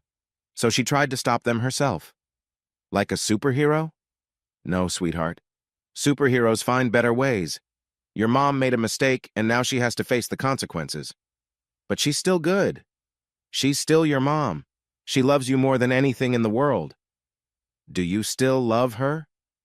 The question hung between us like a challenge. Yes, I said. I still love her. Even though she lied? Even though she lied. I love her too, Siri said in a small voice. Even if Jenny's mom thinks she's bad. I held my daughter tighter, feeling the weight of her trust. Outside, the security guard's car idled at the curb. Somewhere in the night, Lambert Rodriguez was planning something. And somewhere else, Yennefer was lying on a narrow cot, counting the days until the bail hearing. 3 more days. Then we'd know if she was coming home or disappearing into the system for years. 3 more days of juggling Siri's needs, Wilson's strategies, and my own tangled emotions. 3 more days of pretending I wasn't terrified of losing everything. The house settled into its nighttime quiet, but I couldn't sleep. I sat at the kitchen table with Yennefer's case file, reading testimonies from Rodriguez's victims. Young women, some barely adults, describing the horror he'd put them through. One girl, Maria, was the same age Fringilla had been. She wrote about trying to escape, about the punishment when she was caught. I thought about Yennefer reading these same stories, knowing her sister had lived them. The rage must have been unbearable. The guilt for not protecting Fringilla, crushing. Would I have done the same in her place? If someone hurt Siri and walked free? The answer terrified me because I knew it was yes. My phone lit up a text from an unknown number, a photo. I opened it and my blood went cold. It was Siri at school, taken through the fence during recess. She was laughing, unaware. The message below read, "Beautiful daughter. Would be a shame if history repeated itself." I was calling 911 before I even realized I'd moved. Chapter 6. The police took the threat seriously. Kidnapping threats against children always got priority, but there wasn't much they could do beyond what we'd already done. More patrols, alerts at Siri's school, a trace on the phone number that led to a burner phone purchased with cash. Lambert was smart enough not to leave fingerprints. I kept Siri home from school the next day, told her it was a daddy-daughter day. We built a blanket fort in the living room and watched Disney movies, her head on my chest, completely unaware that 2 security guards were stationed outside, and I had 911 pre-dialed on my phone. That's when Jasquier showed up. "You look like hell," he said, letting himself in with the spare key I'd forgotten he had. "Thanks. Really needed that boost." He looked around, taking in the blanket fort, the security monitors I'd set up on the kitchen counter, the general chaos of a life under siege. "Siri, sweetie, why don't you go play in your room for a bit?" he said. "Uncle Jask needs to talk to your dad about boring grown-up stuff." She groaned but went, dragging Mr. Scales behind her. "Spill?" Jasquier said once her door closed. "Nothing to spill." "Bullshit. I drove by last night to check on you. Saw Triss leaving in tears."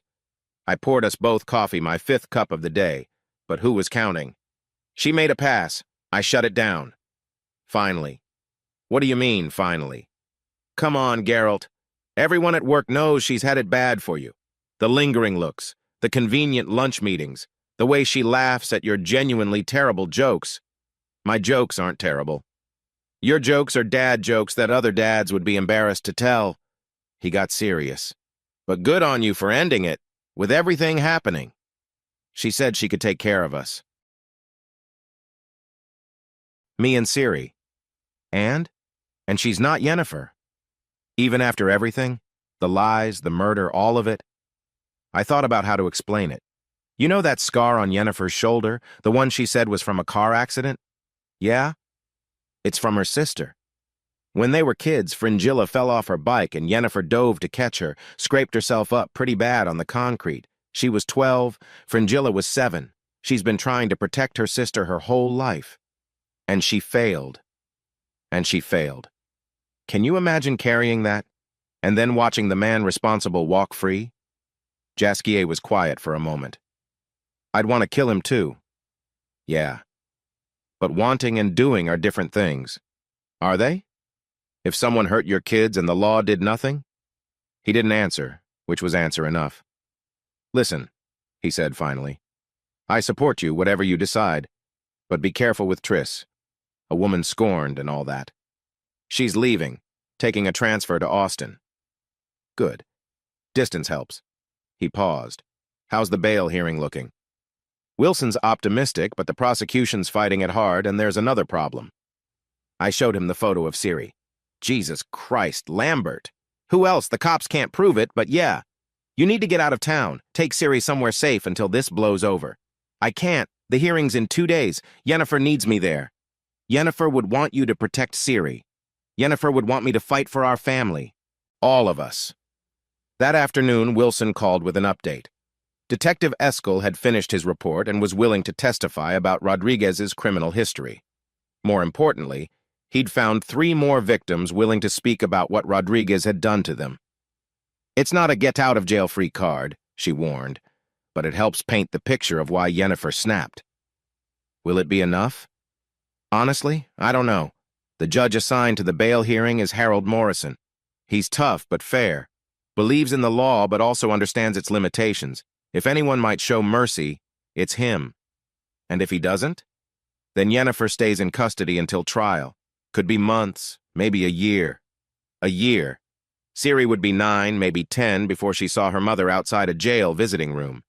That evening, I was cooking dinner. Spaghetti, Yennefer's recipe, though mine never tasted quite right. When there was a knock at the door. The security guard checked it out, then gave me a thumbs up. It was Triss, holding an envelope. I'm not staying, she said quickly. I just wanted to give you this. The envelope had my name on it in her neat handwriting. What is it? Read it later, after I'm gone. She looked past me to where Siri was setting the table. Tell her I said goodbye? I will. Geralt, I'm sorry. For the timing. For adding to your stress. I just needed you to know how I felt. I know. Take care of yourself. Both of you. Then she was gone, walking to her car in the fading light. I watched her drive away and felt relief, mostly, but also a strange sadness. In another life, maybe. But not this one. I opened the letter after Siri was in bed. Geralt, I'm taking the transfer to Austin. You were right, there is no us, and holding on to false hope is only hurting everyone. I want you to know that what I felt was real. Not some opportunistic grab at a married man, but genuine love that I've been fighting for 2 years. I fell for your kindness, your dedication to your family, the way you light up when you talk about Siri. I see now that those same qualities that made me love you are why you'll never leave Yennefer. Your loyalty isn't a weakness, it's your strength. I hope she realizes how lucky she is. I hope she comes home to you. I hope you get your happy ending. But if you don't, if things go badly, know that you deserve love without secrets. You deserve someone who trusts you with their whole truth. Be happy, Geralt. That's all I ever wanted for you. Triss. I folded the letter and put it in the drawer with our important papers, birth certificates, marriage license, the fragments of a life. The morning of the bail hearing came gray and humid, the kind of Houston day where the air feels thick enough to swim through. I dressed in my only suit, the one from our anniversary dinner last year. Siri wore her church dress, the blue one with tiny flowers that Yennefer had bought her for Easter. Do I look okay? She asked, spinning so the skirt flared out. You look perfect, baby girl. Will Mommy be there? She'll be there. Can I hug her? I don't know. We'll have to see what the judge says. The courthouse was a zoo. News vans lined the street, reporters shoving microphones at anyone who looked connected to the case. Wilson had arranged for us to enter through a side entrance, but somehow they found us anyway. Mr. Miller, how do you feel about your wife's crimes? Do you think she deserves bail? What have you told your daughter? I kept my head down, hand on Siri's shoulder, and pushed through. The security guards Wilson had hired formed a barrier, but the shouting followed us inside. The courtroom was smaller than I'd expected, all wood paneling and uncomfortable benches. Yennefer was already there in shackles and an orange jumpsuit that made her skin look gray. When she saw us, her face crumpled. Mommy! Siri called out, starting toward her. The courthouse was a zoo. News vans lined the street, reporters shoving microphones at anyone who looked connected to the case. Wilson had arranged for us to enter through a side entrance, but somehow they found us anyway. Mr. Miller, how do you feel about your wife's crimes? Do you think she deserves bail? What have you told your daughter? When she saw us, her face crumpled. When she saw us, her face crumpled. Mommy! Siri called out, starting toward her. A bailiff stepped forward, blocking her path. No contact with the defendant. But that's my mommy. I'm sorry, sweetheart. Rules are rules. I picked Siri up, felt her bury her face in my shoulder. It's okay. We'll see her soon. We took our seats in the front row. Jasquier was there, and Wilson's team, and Detective Eskel looking uncomfortable in his dress uniform. And in the back, wearing sunglasses and a baseball cap like the world's worst disguise, was Lambert Rodriguez. My blood turned to ice. Wilson, I whispered. He's here. She turned, saw him, and her face tightened. She motioned to the bailiff, but before anyone could move, the judge entered. All rise for the Honorable Harold Morrison. Judge Morrison looked like every TV judge ever, gray hair, stern face, eyes that had seen too much. He reviewed the papers in front of him while we all stood there, the tension thick enough to choke on. Be seated. We're here for the bail hearing of Jennifer Miller, also known as Philippa Brown, charged with murder in the first degree. Prosecution, your arguments? The prosecutor, a thin man who looked like he survived on coffee and ambition, painted Jennifer as a flight risk and danger to society. He emphasized the planning, the false identity, the years of deception. Wilson countered brilliantly, highlighting Jennifer's community ties, her clean record for a decade, the circumstances that drove her to desperation. Then it was time for victim impact statements. Lambert stood up. Your Honor, I request permission to address the court. And you are? Lambert Rodriguez. James Rodriguez was my brother. Whispers rippled through the room. The judge frowned. Mr. Rodriguez, this is highly irregular. Please, Your Honor, I have a right to be heard. Morrison considered, then nodded. Keep it brief. Lambert moved to the front, and as he passed our row, he looked right at me. His eyes were full of hate. Your Honor, he began, his voice shaking with barely controlled rage. That woman destroyed my family. She shot my brother in cold blood, then ran like a coward.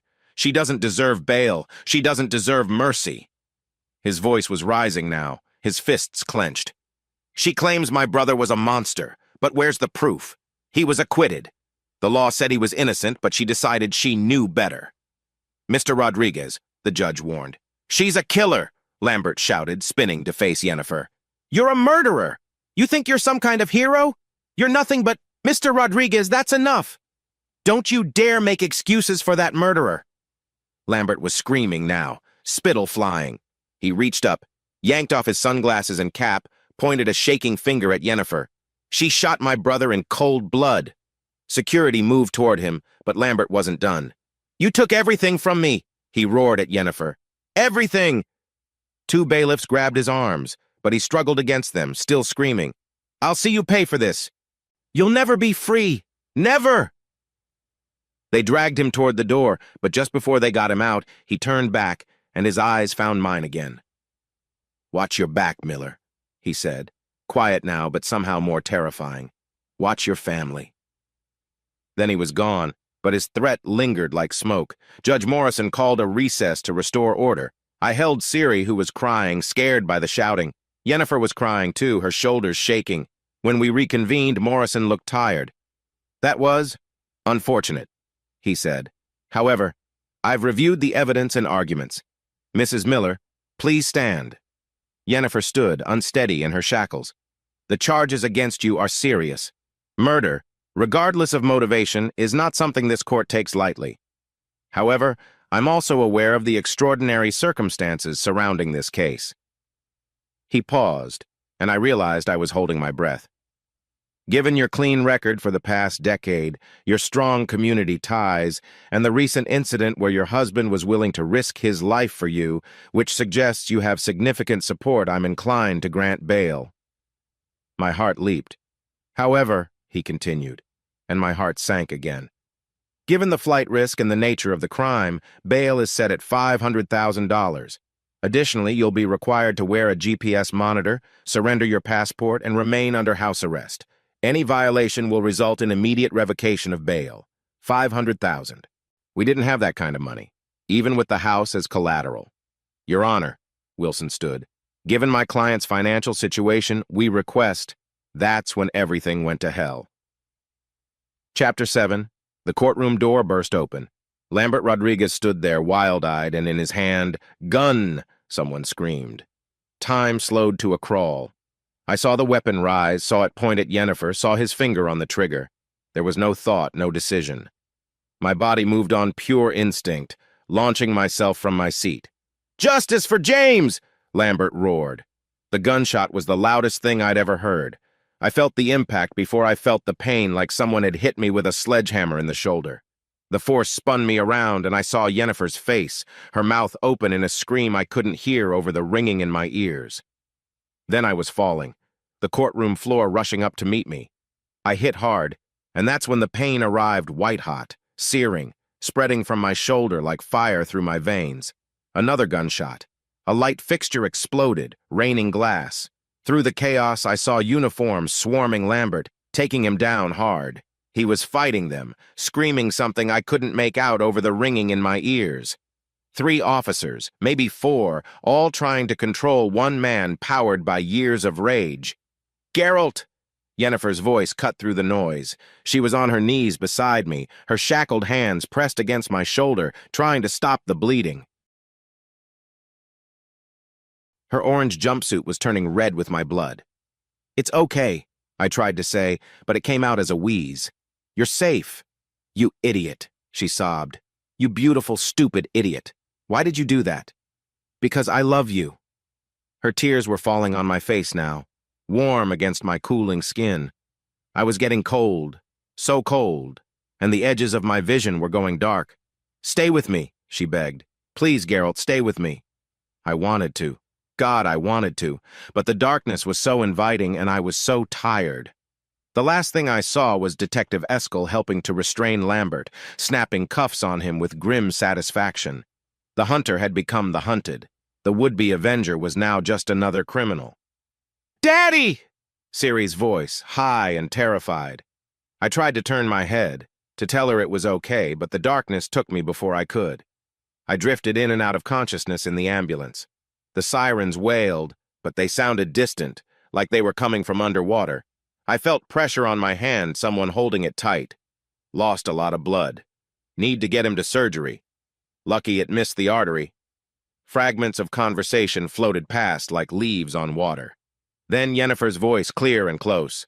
"I'm his wife, please, I need to stay with him." "Ma'am, you're in custody." "I don't care, that's my husband." Detective Eskel's voice. "Let her stay.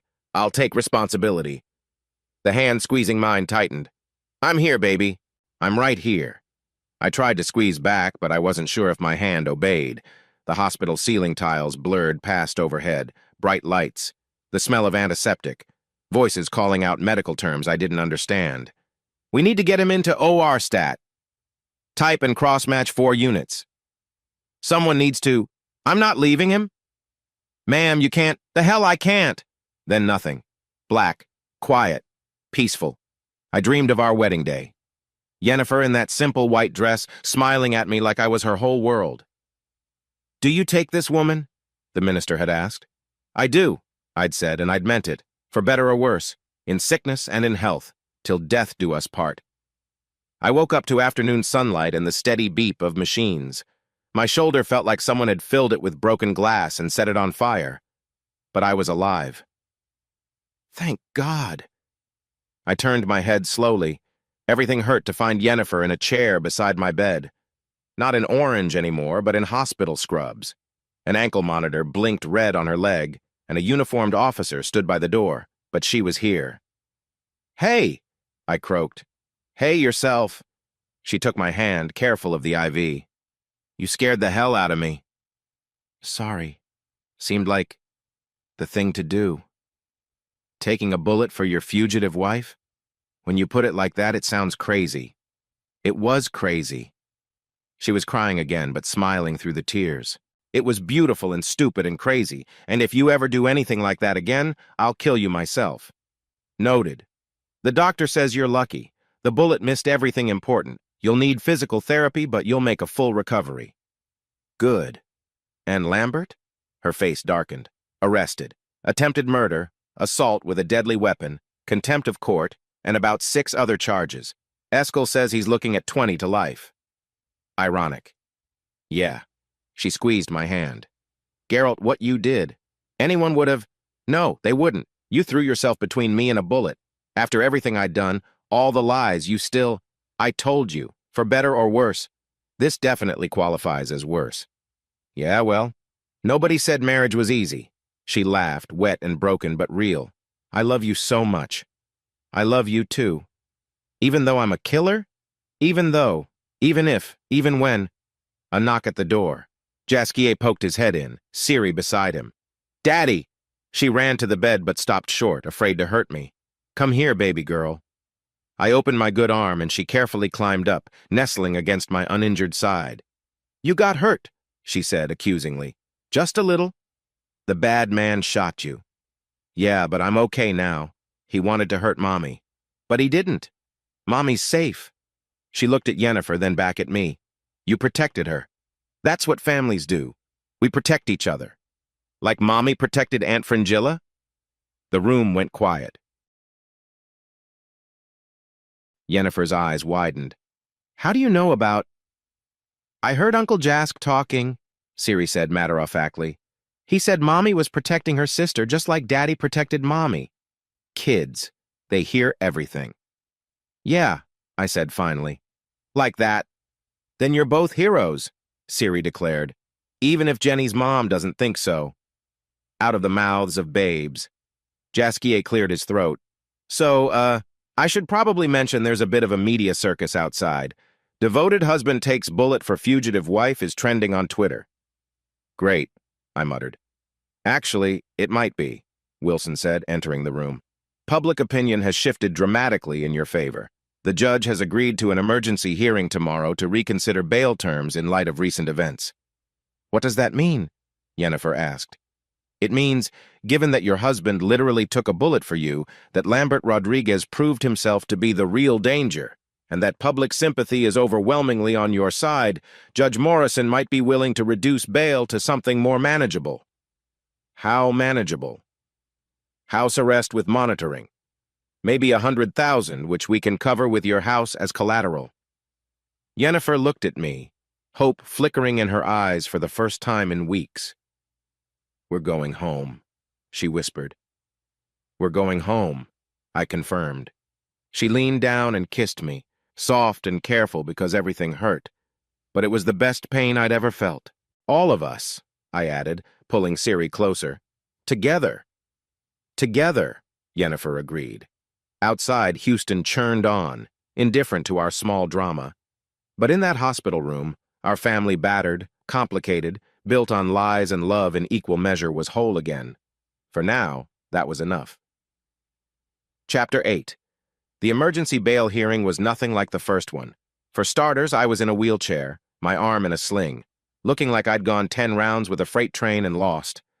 The media ate it up. Every photo showed me pale and bandaged, the devoted husband who'd literally taken a bullet for love.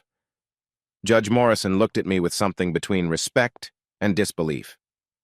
Mr. Miller, he said, how are you feeling?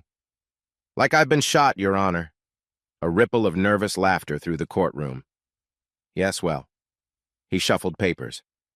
In light of recent events and considering Mr. Lambert Rodriguez is now in custody facing multiple felony charges, I'm prepared to reconsider bail terms for Mrs. Miller.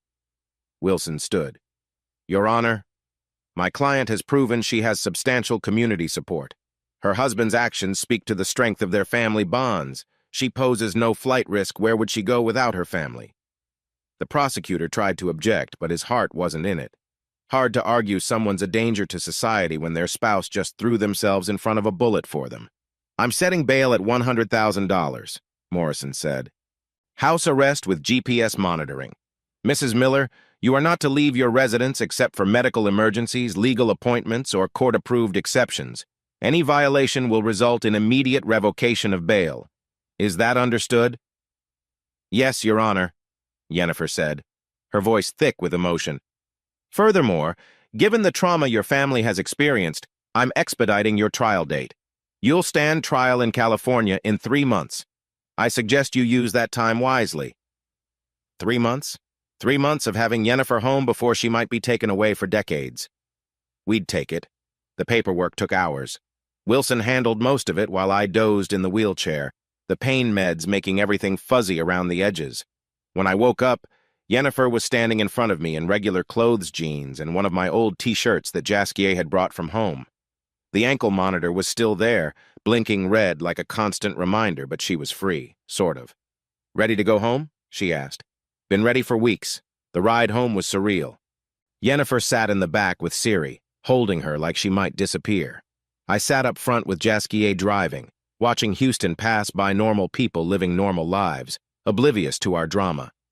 "There's media at your house," Jasquier warned as we got close. "Wilson hired security to keep them off the property, but they're camped on the street." "Let them camp," I said. "We're not talking."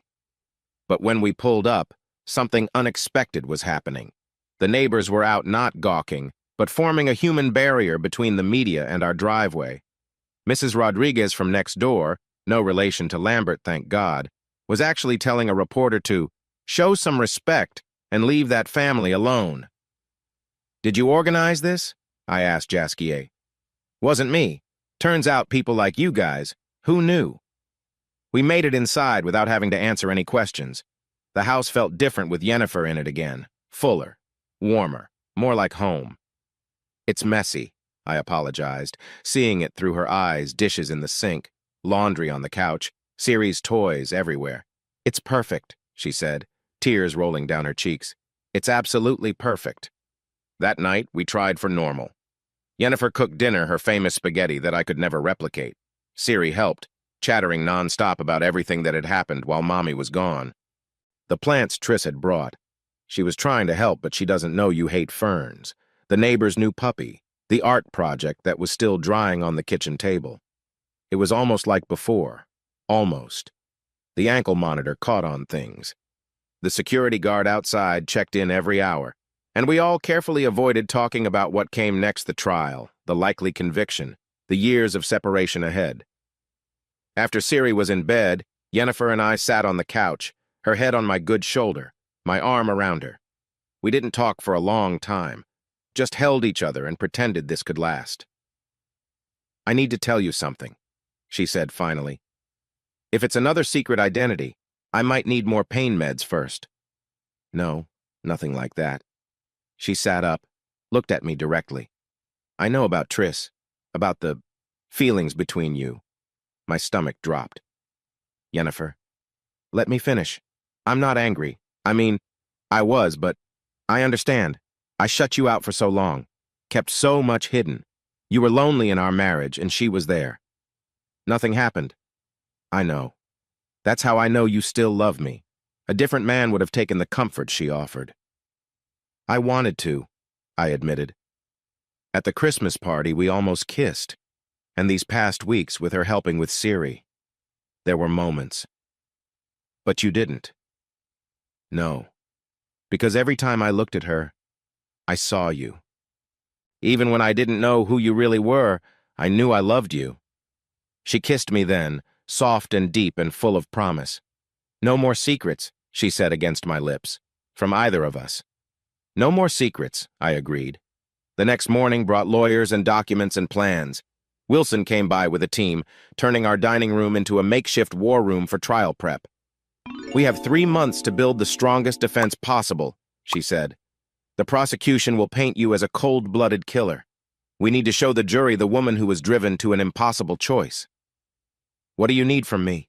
Yennefer asked. "Everything. Every memory of your sister. Every detail about Rodriguez. Every emotion you felt. The jury needs to see you as human, not a monster." They worked for hours while I played with Ciri in the backyard, trying to maintain some normalcy. The security guard, a guy named Marcus, who looked like he could bench press a car, helped us set up a tent. "This is cool," Ciri said, arranging her stuffed animals inside. "It's like camping but at home." "Yeah, it is." "Dad, is Mom going to have to go away again?" I'd been dreading this question. "Maybe," I said honestly. "We're going to try really hard to keep her home, but sometimes people have to face consequences for things they did. Even if they did them for good reasons?" "Even then." She thought about this. "That's not fair." "No, it's not. But we'll be okay, even if she has to go. We'll be okay," I promised. We're tough, remember? The toughest, she agreed, flexing her tiny arms. That evening, Detective Eskel stopped by. Out of uniform, he looked younger, less official. I wanted to check on you, he said, and to let you know Lambert's being held without bail. He won't be bothering you again. Thanks for what you did, Yennefer said, letting me ride in the ambulance, testifying on my behalf. I did what felt right. He paused. I've been a cop for 15 years. I've seen a lot of bad people do bad things for bad reasons. What you did was wrong, but I understand why you did it. That's not something I say often. Will you testify at the trial? Wilson asked. If you need me to. Though I should warn you, the prosecution won't be happy about it. Let them be unhappy, Wilson said. Your testimony could make the difference between murder and manslaughter. After everyone left, we had a quiet dinner.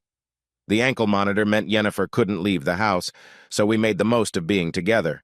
We played board games, watched a movie, did all the normal family things that had become precious because we knew they were numbered.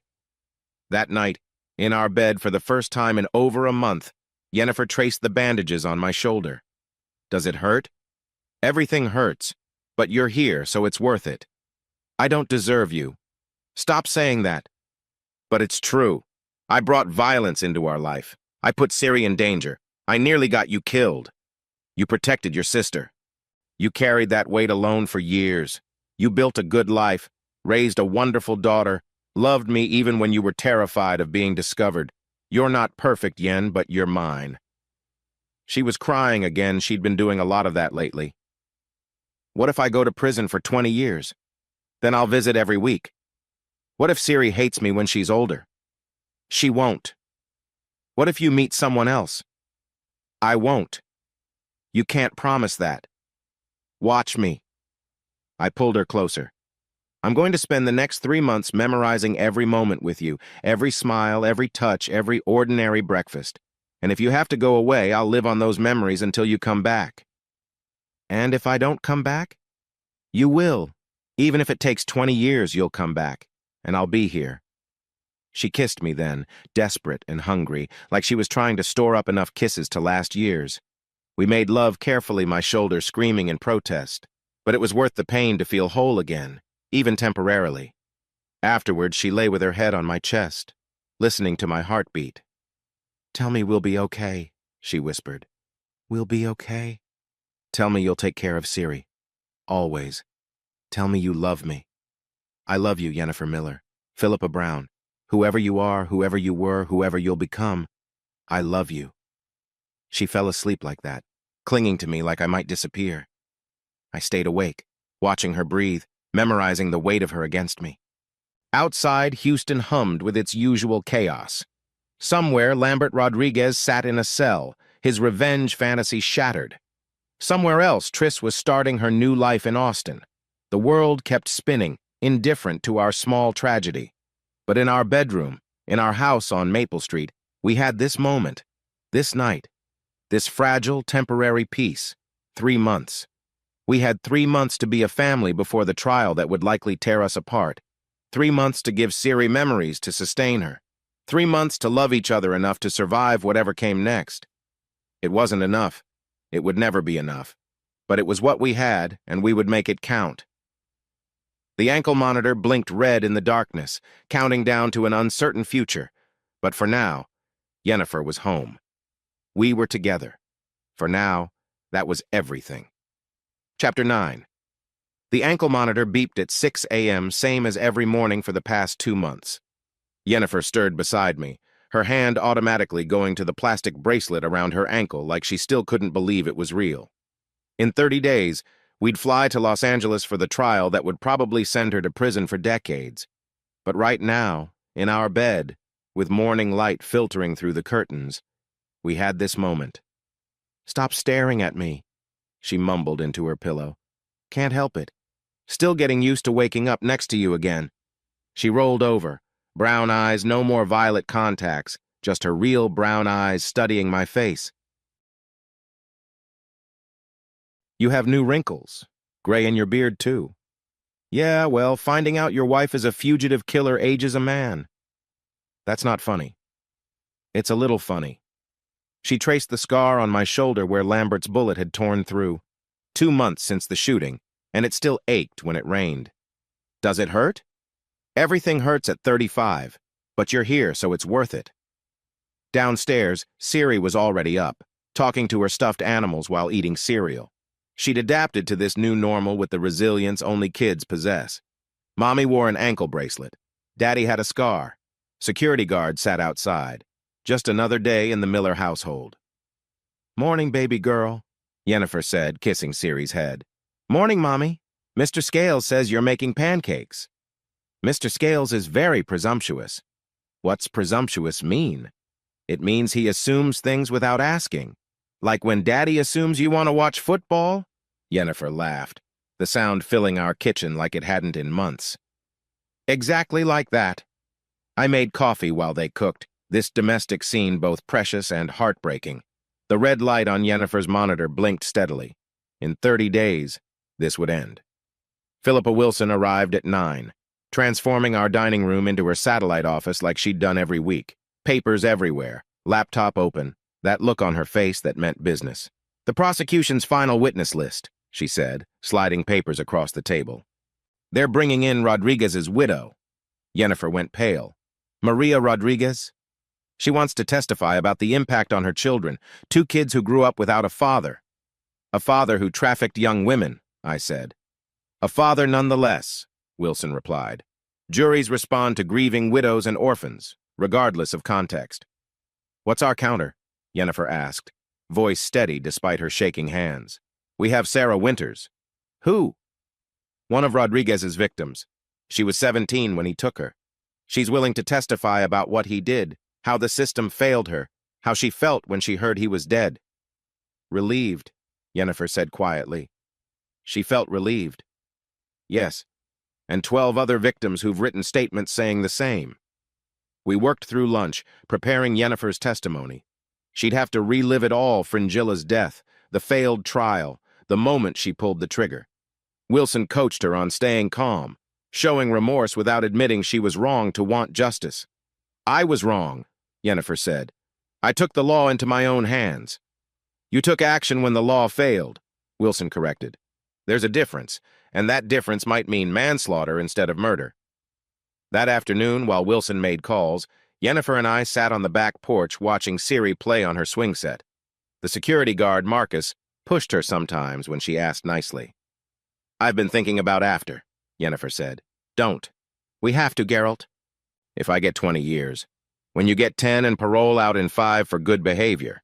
If I get 20, she continued, Siri will be 28 when I get out. She'll have graduated college, maybe gotten married, had kids. I'll miss everything. Then we'll make sure you don't." "You can't promise that. Watch me." She leaned into me, careful of my shoulder. "You should move on. If I'm gone that long, stop. I'm serious. I deserve the woman I married, the mother of my child, the person who made me believe in love even when she was carrying unbearable pain. That's you, Yen. In prison or out, that's you."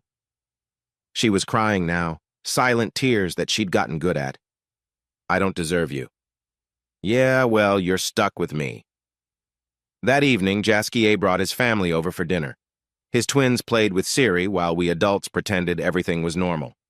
Priscilla had made her famous lasagna, Jasquier brought beer, and for a few hours we were just friends having dinner. "Remember when we went camping that time?" Jasquier said, "and Geralt tried to show off with the fire?" "I did not try to show off. You literally said, 'Watch this,' and then singed your eyebrows off." "They grew back." "Patchy," Yennefer added. "They grew back patchy." We laughed, maybe too hard, the way people do when they're storing up joy for lean times ahead. After they left, after Siri was in bed, Yennefer and I cleaned up in comfortable silence. These mundane moments had become sacred. Loading the dishwasher, wiping counters, her washing, me drying, the ankle monitor catching on the cabinet sometimes, both of us pretending not to notice. "I need you to promise me something," she said, hands deep in soapy water. "Anything. If I go away, don't let Siri hate me." "She won't." Kids hate what they don't understand, and a mother who chose revenge over being there, that's hard to understand. I put down the dish towel, turned her to face me. I'll tell her the truth, that her mother loved her aunt so much she couldn't let her death go unpunished, that sometimes love makes us do impossible things, that every choice has consequences, but that doesn't make the love behind it wrong. That's a lot of nuance for a kid. She's your daughter. She'll understand nuance before she understands multiplication. 2 weeks before the trial, Detective Eskel stopped by, out of uniform again, looking uncomfortable. "I wanted you to know," he said. "Lambert Rodriguez pled guilty, 25 to life for attempted murder." "Good," Yennefer said flatly. "He wanted to make a deal. Testimony against you for reduced sentence." My blood went cold. "And?" "The prosecution turned him down, said his testimony would hurt more than help, given what he did." Eskel paused. "Sometimes the system works. Just not when it mattered most," Yennefer said, and we all knew she meant Rodriguez's original trial. The next weeks flew by in a blur of preparation. Wilson brought in a jury consultant who coached Yennefer on body language. Look remorseful, but not weak. Sad, but not manipulative. Sorry for the act, but not the motivation. "It's like asking me to be two people at once," Yennefer complained after a particularly grueling session. "You've been two people for 10 years, I reminded her. "You can do it for a few more days." 3 days before we left for LA, Yennefer's parents arrived from California. I'd never met them. She'd always said they were estranged. But there they were on our doorstep, two people who looked like aged versions of Yennefer, carrying the same grief in their eyes. "Mama," Yennefer breathed, then fell into her mother's arms. They cried together in the doorway while her father and I stood awkwardly, two men who didn't know how to process this much emotion. "You're Geralt," he said finally. "Thank you for standing by her. She's my wife." Not every man would see it that way. They stayed for dinner, Ciri charming them immediately. She had Fringilla's smile, Yennefer's mother said, and everyone went quiet for a moment. "Tell me about her," Ciri said. "About Aunt Fringilla." So they did. Stories about a girl who wanted to save the world, one patient at a time, who sang off-key but with enthusiasm, who protected stray cats and lost causes with equal passion. "She would have loved you," Yennefer's father told Ciri. "She always wanted to be an aunt." That night, Yennefer's parents took the guest room while we lay awake, knowing these were our last nights together for possibly decades. "They forgave me," she whispered in the dark. "There was nothing to forgive. I robbed them of one daughter to avenge another. You survived. That's what parents want for their children to survive." The morning we left for LA, Ciri clung to Yennefer like she knew. "You'll be back, right?" she asked. "I'll do my best, baby." "Promise?" Yennefer looked at me over Ciri's head, eyes pleading. "She promises to do her best," I said. "And we promise to be here when she does." It wasn't enough, but it was honest. The drive to the airport was quiet. Marcus followed in another car. Even with Lambert locked up, we weren't taking chances. The ankle monitor had been modified for travel, some GPS thing that would track Yennefer even in California. At security, they pulled her aside. Standard procedure for ankle monitors, but it felt like a preview of prison. Guards, searches, being treated like a threat instead of a person. On the plane, she held my hand so tight I lost feeling in my fingers. "Whatever happens," she said as Houston disappeared below us, "this was worth it. These 3 months, getting to be a family again. We're still a family. We'll always be a family. Even when, even though, always." She rested her head on my shoulder and I felt her tears soak through my shirt. Below us, America stretched out indifferent to our small tragedy. Somewhere down there, Fringilla was buried. Somewhere else, Rodriguez's children were growing up without a father. And somewhere in California, 12 strangers were about to decide if justice and revenge were the same thing. The monitor on Yennefer's ankle blinked red in the dim cabin light. 28 days until the trial. Then judgment, whatever form it took.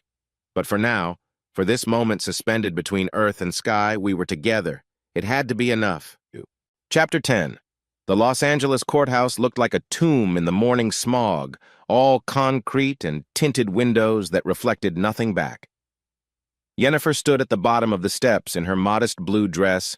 Wilson said blue conveyed honesty, staring up at the building like it might swallow her whole. "You ready?" Wilson asked. "No." "Good. Juries don't trust people who are ready for their own judgment." Inside, the courtroom was smaller than I'd expected. 3 rows of benches for spectators, a jury box with 12 empty chairs that would soon hold Yennefer's future, and a judge's bench that seemed to loom over everything. The prosecution team was already there, 3 lawyers in identical black suits like corporate ravens. The lead prosecutor, a woman named Patricia Reeves, had a reputation for being ruthless. She nodded at Wilson, professional courtesy between adversaries. "All rise for the Honorable Judge Sandra Yamamoto." Yamamoto was younger than Morrison back in Houston, maybe 50, with eyes that missed nothing. She reviewed papers while we stood, the courtroom holding its breath. "Be seated. We're here for the matter of California versus Philippa Brown, also known as Yennefer Miller. The charge is murder in the first degree." Each word landed like a stone in water, ripples spreading through my chest. The jury filed in 7 women, 5 men, a mix of ages and races that supposedly represented a fair cross-section of L.A. County. Yennefer studied each face, probably wondering which ones might show mercy. "The prosecution may begin opening statements." Reeves stood, buttoning her jacket in a practiced motion. "Ladies and gentlemen of the jury, this case is simple. The defendant planned, executed, and covered up the premeditated murder of James Rodriguez. She shot an unarmed man in his office, then fled the state and lived under a false identity for 8 years. Whatever Mr. Rodriguez may or may not have done, we have laws in this country. The defendant decided she was above those laws. She decided to be judge, jury, and executioner. We must not allow vigilante justice to replace our legal system." She went on for 20 minutes, painting Yennefer as a cold-blooded killer who'd fooled everyone, including me. Several jurors took notes. Bad sign. Wilson's turn. She stood slowly, letting the moment build. "Miss Reeves is right about one thing: we have laws in this country. Laws that are supposed to protect the innocent. Laws that are supposed to punish the guilty. But what happens when those laws fail? What happens when a monster uses wealth and influence to escape justice? What happens when the system tells victims that their suffering doesn't matter?" She paused, making eye contact with each juror. Philippa Brown happened. A sister, driven by unbearable grief and the complete failure of justice, took the only action she felt she could. Was it legal? No. Was it understandable? That's for you to decide. But as you listen to the evidence, remember that this isn't a simple case of murder. This is a case about what happens when the law abandons those it's meant to protect. The first day was prosecution witnesses. Rodriguez's former business partner, testifying about what a dedicated businessman he'd been, the security guard who'd found the body, the forensic expert explaining the ballistics. Cold, clinical testimony designed to strip away context. I sat behind Yennefer, close enough to see her shoulders tense with each lie of omission. Rodriguez wasn't just a businessman. The security guard didn't mention the locked rooms in the office building. The forensic expert didn't note that the gun had been Rodriguez's own weapon. That evening, in our hotel room, Yennefer sat at the window staring at the LA skyline. "I used to love this city," she said. "Before. We don't have to stay here. After the verdict, we can..." "There might not be an after, Geralt. There's always an after." She turned to me, and in the neon glow from outside, she looked like a stranger. "The jury hates me. I can see it. They don't know you yet. They know I killed someone. Sometimes that's all that matters." Day 2 brought Maria Rodriguez to the stand.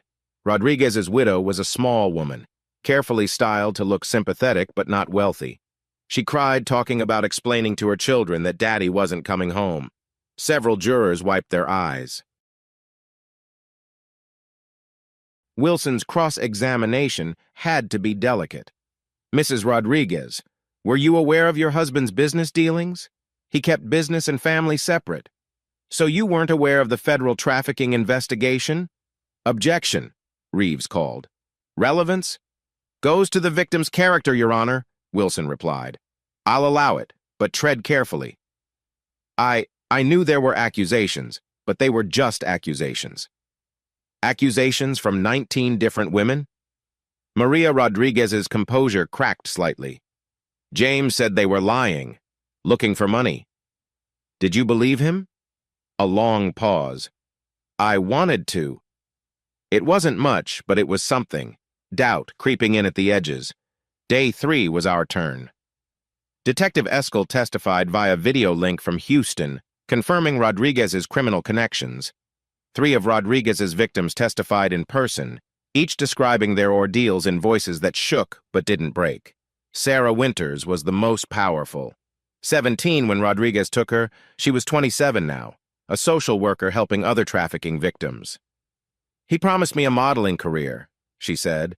I was from a small town in Kansas, thought I was going to be discovered. Instead, I was locked in a room for 3 months. What happened when you tried to escape? They broke my fingers, one by one, said it was a lesson for the other girls. She held up her left hand. Even from the gallery, I could see how crooked those fingers were. How did you feel when you learned Rodriguez was dead? Free, she said simply. For the first time in years, I felt free. The prosecution tried to object, but the damage was done.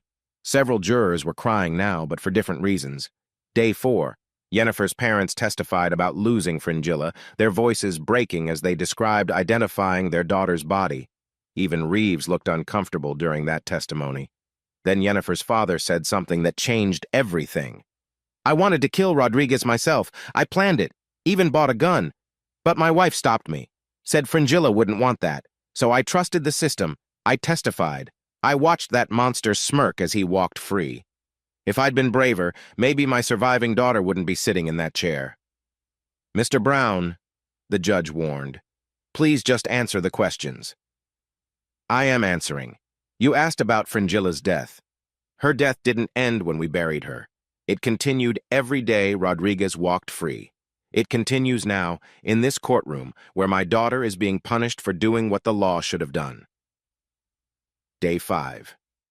My turn to testify. Wilson walked me through our life together, the family we'd built, the woman I knew Yennefer to be. Then came the hard part. Mr. Miller, your wife lied to you for 10 years. How can you support her?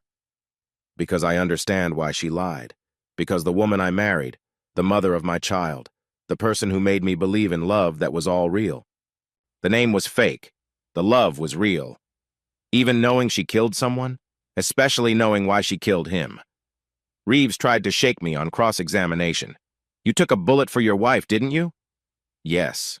From Lambert Rodriguez, who wanted revenge for his brother's death? Yes. So you understand revenge, Mr. Miller? The cycle of violence it creates? I thought about that.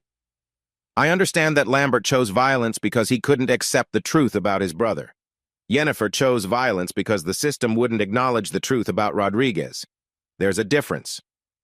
Violence is violence, Mr. Miller, and justice is justice. Sometimes they look the same. Sometimes they are the same. Day 6. Yennefer took the stand. She looked small in the witness chair, but her voice was steady as Wilson walked her through her story. Fringilla's dreams, the trafficking, the death, the trial, the acquittal. What did you feel when Rodriguez walked free? Like the world had ended, like nothing mattered anymore, like the system I'd believed in was a lie. So you decided to kill him?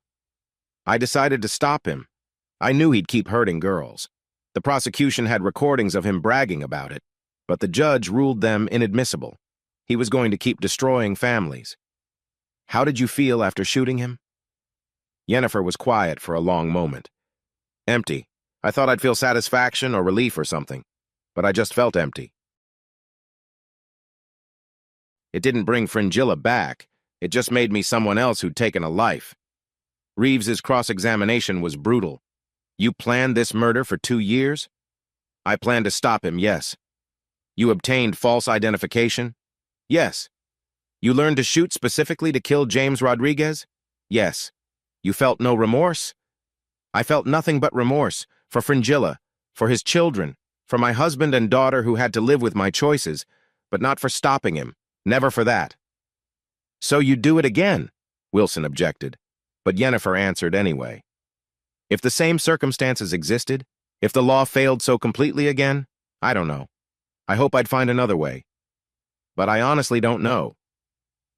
It was the wrong answer legally, but it was honest, and several jurors nodded slightly. Closing arguments. Reeves painted a picture of society breaking down if everyone sought their own justice. Wilson painted a picture of justice delayed until it became justice denied. Then we waited. 3 days. 3 days of sitting in that hotel room, watching bad TV, ordering room service we couldn't eat. 3 days of Yennefer pacing, crying, trying to prepare for decades in prison. If it's guilty of murder one, I'll get life without parole, she said. It won't be. If it's manslaughter, maybe 15 years. Maybe less. If they acquit, you'll come home. The call came on a Thursday morning. Verdicts in. The courtroom was packed. Media, victims' advocates, curious strangers. Yennefer stood as the jury filed in, and I saw her legs shaking. Has the jury reached a verdict? We have, Your Honor. What say you? The foreman, an older black man who'd taken notes throughout the trial, unfolded a paper with trembling hands. We, the jury, find the defendant guilty of voluntary manslaughter. Not murder. Manslaughter. Yennefer sagged against the defense table. Ladies and gentlemen of the jury, thank you for your service. You are dismissed. But they didn't leave immediately. Several jurors were crying. The foreman looked directly at Yennefer and nodded just once. Acknowledgement of an impossible choice. Judge Yamamoto scheduled sentencing for the next day. That night, Yennefer and I lay in the hotel bed, holding each other like the world was ending. Manslaughter, she kept saying. They saw me as human. You are human. You always were. The next morning, the courtroom was quieter. Judge Yamamoto looked tired, like she'd been up all night thinking. Mrs. Miller, please stand. Yennefer stood, and I stood with her, my hand on her back. This case has been one of the most difficult I've presided over. The law is clear, taking a life outside the legal system cannot be condoned. But the circumstances here are extraordinary. The complete failure of justice in the Rodriguez case, the youth and trauma of the defendant at the time, the exemplary life she's lived since. She paused, looking directly at Yennefer. I hereby sentence you to 20 years in state prison, with the possibility of parole after 10 years. I hope you use that time to find peace with your choices. 20 years. Ciri would be 28, I'd be 55. Yennefer would be 53, but 10 with good behavior. 10 years we could survive. Your Honor, Wilson stood. We request the defendant be allowed to remain on bail pending assignment to a facility. Denied. The defendant will be taken into custody immediately. The bailiffs moved toward Yennefer. She turned to me, tears streaming. Take care of our girl. Always. Tell her I love her every day. Every day. Don't let her forget me. Impossible. They cuffed her hands in front, a small mercy. As they led her away, she looked back once. I love you, she mouthed. I love you too, I said out loud, not caring who heard. Then she was gone, a door closing between us that wouldn't open again for years. Chapter 11. 10 years. 3 months. 6 days. That's how long Yennefer had been gone when the parole board letter arrived. I stood in our kitchen, my kitchen now, I supposed holding the envelope like it might explode. Dad, you're being weird, Ciri said from the table where she was studying for her senior year finals. 18 now, with her mother's dark hair and sharp intelligence, her own person but unmistakably Yennefer's daughter. Parole hearing, I said, showing her the letter. She was up and across the room in seconds, snatching it from my hands. When? Next month. Oh my God, she could come home. Maybe, if the board agrees. Ciri had grown up with this, the monthly visits to California, the glass partitions, the 15-minute phone calls that cost a fortune. She'd been 8 when Yennefer left, 18 now. A decade of birthdays and Christmases and school plays with an empty chair, but we'd survived. The first year had been the hardest. Ciri's anger had been volcanic. She chose revenge over me, she'd screamed one night, throwing her mother's picture across the room. She chose justice for your aunt, I'd said, picking up the shattered frame. Same thing. No. Revenge would have been torture. making Rodriguez suffer like Fringilla suffered. Your mother just stopped him. Quick, clean. That's justice, even if the law disagrees. It took time, but eventually Siri understood. The letters helped Yennefer wrote every day, even when Siri wouldn't read them. Stories about prison life, memories of Siri as a baby, dreams for the future. By the time Siri was 13, she was writing back. By 15, she was visiting on her own sometimes, taking the bus to California with a determination that scared and impressed me. "She's still my mom," she'd said when I worried about the impact. "Just behind glass." The years had changed me too. 45 now, more gray than brown in my beard, the shoulder still aching when weather changed. I'd been promoted twice, managed our finances carefully, even bought the house next door when it went on the market and turned it into a rental property. Building something for when Yennefer came home. Because she would come home. I never doubted that. Friends thought I was crazy. 10 years, Geralt? You could have moved on. Even Triss, married now with twins of her own, had said as much when she visited from Austin last year. "You deserved a full life," she'd said over coffee. "I have a full life. It's just on pause in some ways. That's not healthy. Neither is abandoning the woman I love because the situation got hard." The visits to California had become routine. Southwest Flight 447, first Friday of every month. The guards knew me by name. The other visitors, too. We were a strange fraternity, the ones who waited. "How long for yours?" a woman asked me once. 20 years, 10 if we're lucky. Mine got 30, killed the man who molested our daughter. Worth it? Every day. Yennefer had changed, too. Harder in some ways, softer in others. She'd gotten her GED, then a bachelor's degree through correspondence courses. She taught literacy classes to other inmates, ran a book club, had become something of a mother figure to the younger women. "I'm okay," she'd tell me every visit. "I hate it, but I'm okay." Just okay? Okay is enough in here. Okay keeps you sane. We'd learned to communicate through glass, to love through letters, to maintain intimacy without touch. It wasn't ideal, but it was ours. The parole hearing was on a Tuesday. Siri and I flew out together, her in a conservative dress that made her look older, me in my only suit that still fit. Wilson met us at the courthouse. She'd stayed on the case pro bono, said she'd see it through to the end. "You ready?" she asked. "I've been ready for 10 years, I said. The hearing room was smaller than I'd expected. 5 board members behind a table, us in plastic chairs, and then Yennefer walking in. She looked good. Older, obviously, gray streaking her hair now, lines around her eyes. But she stood straight, walked steady, looked each board member in the eye. "Mrs. Miller, you've served 10 years of a 20-year sentence for voluntary manslaughter. Tell us why you deserve parole." Yennefer's voice was calm, measured. "I don't know if I deserve it, but I know I've used every day of these 10 years to become someone who might. I've counseled dozens of women in here, helped them process their own traumas. I've taught over 100 inmates to read.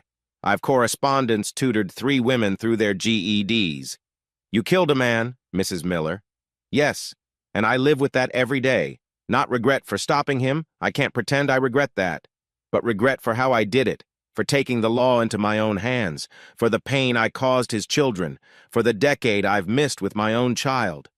Your disciplinary record is spotless. I've tried to be a model inmate. Your victim was a suspected trafficker. He was, but he was also a father, a son, a human being, even if he acted like a monster. I had no right to make that final decision. Yet you did. Yes, and I've paid for it. My daughter has paid for it. My husband has paid for it. The question is whether 10 years is enough payment. Then it was my turn. Mr. Miller, you've stood by your wife for a decade. Why? Because love isn't conditional. Because she's the mother of my child. Because I understand why she did what she did, even if I wish she'd found another way. You've been faithful to an incarcerated woman for 10 years? She's not an incarcerated woman. She's my wife. The circumstances don't change that. That's unusual. So is taking a bullet for someone, or sometimes unusual is just another word for committed. Siri spoke last, and she was magnificent. I was 8 when my mom went to prison. I'm 18 now. I've graduated high school without her, learned to drive without her, gone through puberty without her.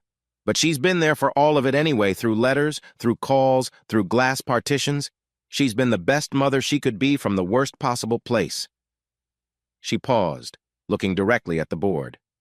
I'm starting college next year. I want my mom there, not for graduation in 4 years there now. I want her to help me move into my dorm, to meet my roommate, to call when I'm homesick. 10 years is enough. Please, it's enough. The board deliberated for an hour, the longest hour of my life. When they came back, the chairman cleared his throat. Mrs. Miller, the board has voted. 3 in favor, 2 against. Parole is granted. Yennefer collapsed, just folded into her chair like her bones had dissolved. Siri was across the room before anyone could stop her, throwing her arms around her mother for the first time in a decade. There are conditions, the chairman continued. Weekly check-ins, continued counseling, community service, any violation. She won't violate anything, I said. We'll make sure of it. 2 weeks later, I stood outside the California Women's Correctional Facility at 6 a.m. waiting. Siri beside me, both of us hardly breathing. The door opened, and there she was. Carrying a single bag, wearing clothes we'd sent, looking like a miracle in denim. She walked toward us slowly, like she was afraid we might disappear. Then she was running, and we were running, and we collided in a tangle of arms and tears and 10 years of waiting. You're here, she kept saying. You're really here. You're free, I answered. You're really free. We drove home in a rented RV, taking our time. No rush now. Yennefer sat between us, holding our hands, relearning what touch felt like without glass between us. Tell me everything, she said. Every day I missed. So we did. Siri's first dance, where she'd gone alone rather than with a boy who wasn't good enough. My promotion to senior engineer. The time the roof leaked and flooded the kitchen. The neighbor's dog that kept escaping into our yard. 10 years of ordinary life that had happened without her. I'm sorry, she said over and over. Stop apologizing, Siri said finally. You're here now. That's what matters. Chapter 12. The Houston skyline appeared on the horizon like a promise kept. Yennefer pressed her face to the window, drinking in the sight of home. It looks different, she said. 10 years of development, I explained. That whole area where the old mall was is condos now. No, not that. It looks possible. For so long it was just a dream. Now it's real. We pulled onto Maple Street just as the sun was setting, painting everything gold. The neighbors were out, all of them. Mrs. Rodriguez, still no relation to Lambert, had organized a welcome home banner. Jasquier was there with his family, older, grayer, but grinning like a fool. This is too much, Yennefer whispered. This is exactly enough, I said. She got out slowly, overwhelmed. Mrs. Rodriguez was the first to approach, pulling Yennefer into a hug. Welcome home, honey. We've missed you. One by one, they welcomed her. No judgment, no coldness, just neighbors welcoming someone back from a long journey. Inside the house, Yennefer stood in the doorway, just breathing. It smells the same, she said. Like home. I kept your coffee, the expensive stuff, never switched brands. For 10 years? For 10 years. She walked through each room slowly, touching things like she was making sure they were real. The couch where we'd watched movies, the kitchen table where Siri had done homework, the stairs where everything had started that night so long ago. You kept everything the same. Not everything. I showed her Siri's room, transformed from little girl to young woman. Posters of bands I didn't recognize, acceptance letters from colleges pinned to a bulletin board, photos everywhere including dozens from prison visits, Yennefer and Siri separated by glass but smiling. She never forgot, Yennefer said. Never for a second. That night, our first dinner together in a decade, Yennefer made her famous spaghetti. It tasted exactly the same, like time hadn't passed at all. So, college, she said to Siri. Where are we going? We. You think I'm missing move-in day? Think again. Rice University, full scholarship. That's my girl. Engineering like Dad. That's definitely your father's influence. with a minor in criminal justice reform. Yennefer's eyes filled. That's your influence. Someone needs to fix the system that failed Aunt Fringilla. We stayed up late that night, the three of us, not wanting it to end. Afraid maybe that if we went to sleep, we'd wake up and find it was a dream. The next weeks were adjustment. Yennefer had to report to her parole officer weekly. She got a job at a local bakery full circle from where we'd met. She went to counseling, processed 10 years of prison, 10 years of missing us. But slowly, we found our rhythm again. Different than before, we were all different than before, but still us. 3 months after her release, Yennefer said she needed to do something. I need to go to Los Angeles, to see Fringilla. So we went, all three of us. The cemetery was peaceful, overlooking the ocean. Fringilla's headstone was simple. Beloved daughter, sister, dreamer. Yennefer knelt in the grass, talking quietly to her sister. Ciri and I stood back, giving her space. I did it, she said. I stopped him. It cost me everything, but I stopped him. And somehow I got a second chance. A family that waited for me, a daughter who forgave me, a husband who never gave up. I don't know if I deserve it, but I'm going to try to. She placed a photo on the grave our family at Ciri's graduation the week before, all of us together, whole. We survived, Fringilla, all of us, even the broken parts. On the drive home, Yennefer was quiet, then suddenly, I want to do something. With my story, with what happened. Like what? I don't know. Speak to victims groups, maybe. Or work with families who've lost someone to violence, show them that justice and revenge aren't the same thing, even when they feel the same. You could help people, Ciri said. People like you were. Maybe. Or maybe I'll just make really good pastries and live a quiet life with my family. That works too, I said. A year later, I stood in our backyard watching Yennefer and Ciri plant a garden. Ciri was home from college for spring break, full of stories about classes and friends and a boy named Alex who wasn't a boyfriend, Dad, just a friend who happens to be a boy. Yennefer had started speaking at victim support groups, telling her story, helping people process their anger. She'd also mastered sourdough during lockdown, because of course she had. What are you thinking about? She asked, catching me staring. Just this, us, how we got here. Through hell. Yeah, but here, together. She stood, dirty hands and all, and kissed me. Still, after everything, that kiss could stop my heart. I love you, she said. Thank you for waiting. Thank you for coming back. Thank you both for being gross, Ciri added. Some of us are trying to garden here. We laughed, the three of us, in our backyard in Houston under the Texas sun. We'd been broken, all of us in different ways. But we'd healed. Not perfectly, the scars would always be there, but enough. Enough to be a family again. Enough to find joy in ordinary moments. Enough to know that love, real love, survives even the darkest nights. Officer Vesemir, retired now, stopped by that evening. He'd become something of an honorary uncle to Ciri over the years. How's freedom treating you? He asked Yennefer. Like a gift I don't quite believe I deserve. Most gifts are like that. The important thing is what you do with them. Live, she said simply.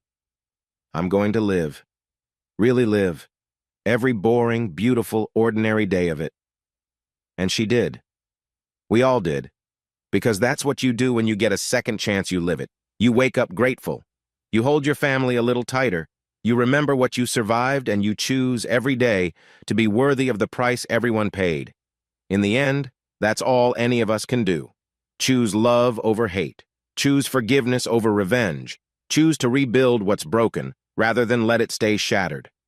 We'd learned that the hard way, the Miller family of Maple Street, but we'd learned it. And in the soft Houston twilight, surrounded by the people we loved, that was enough. It was everything. What stayed with me wasn't the dramatic revelation, or even the courtroom scenes. It was Geralt choosing to wait 10 years while everyone told him to move on, and their daughter growing up strong enough to tell a parole board 10 years is enough. Makes you wonder if we've forgotten what for better or worse actually means, because this family lived through the absolute worst and somehow found their way back to better.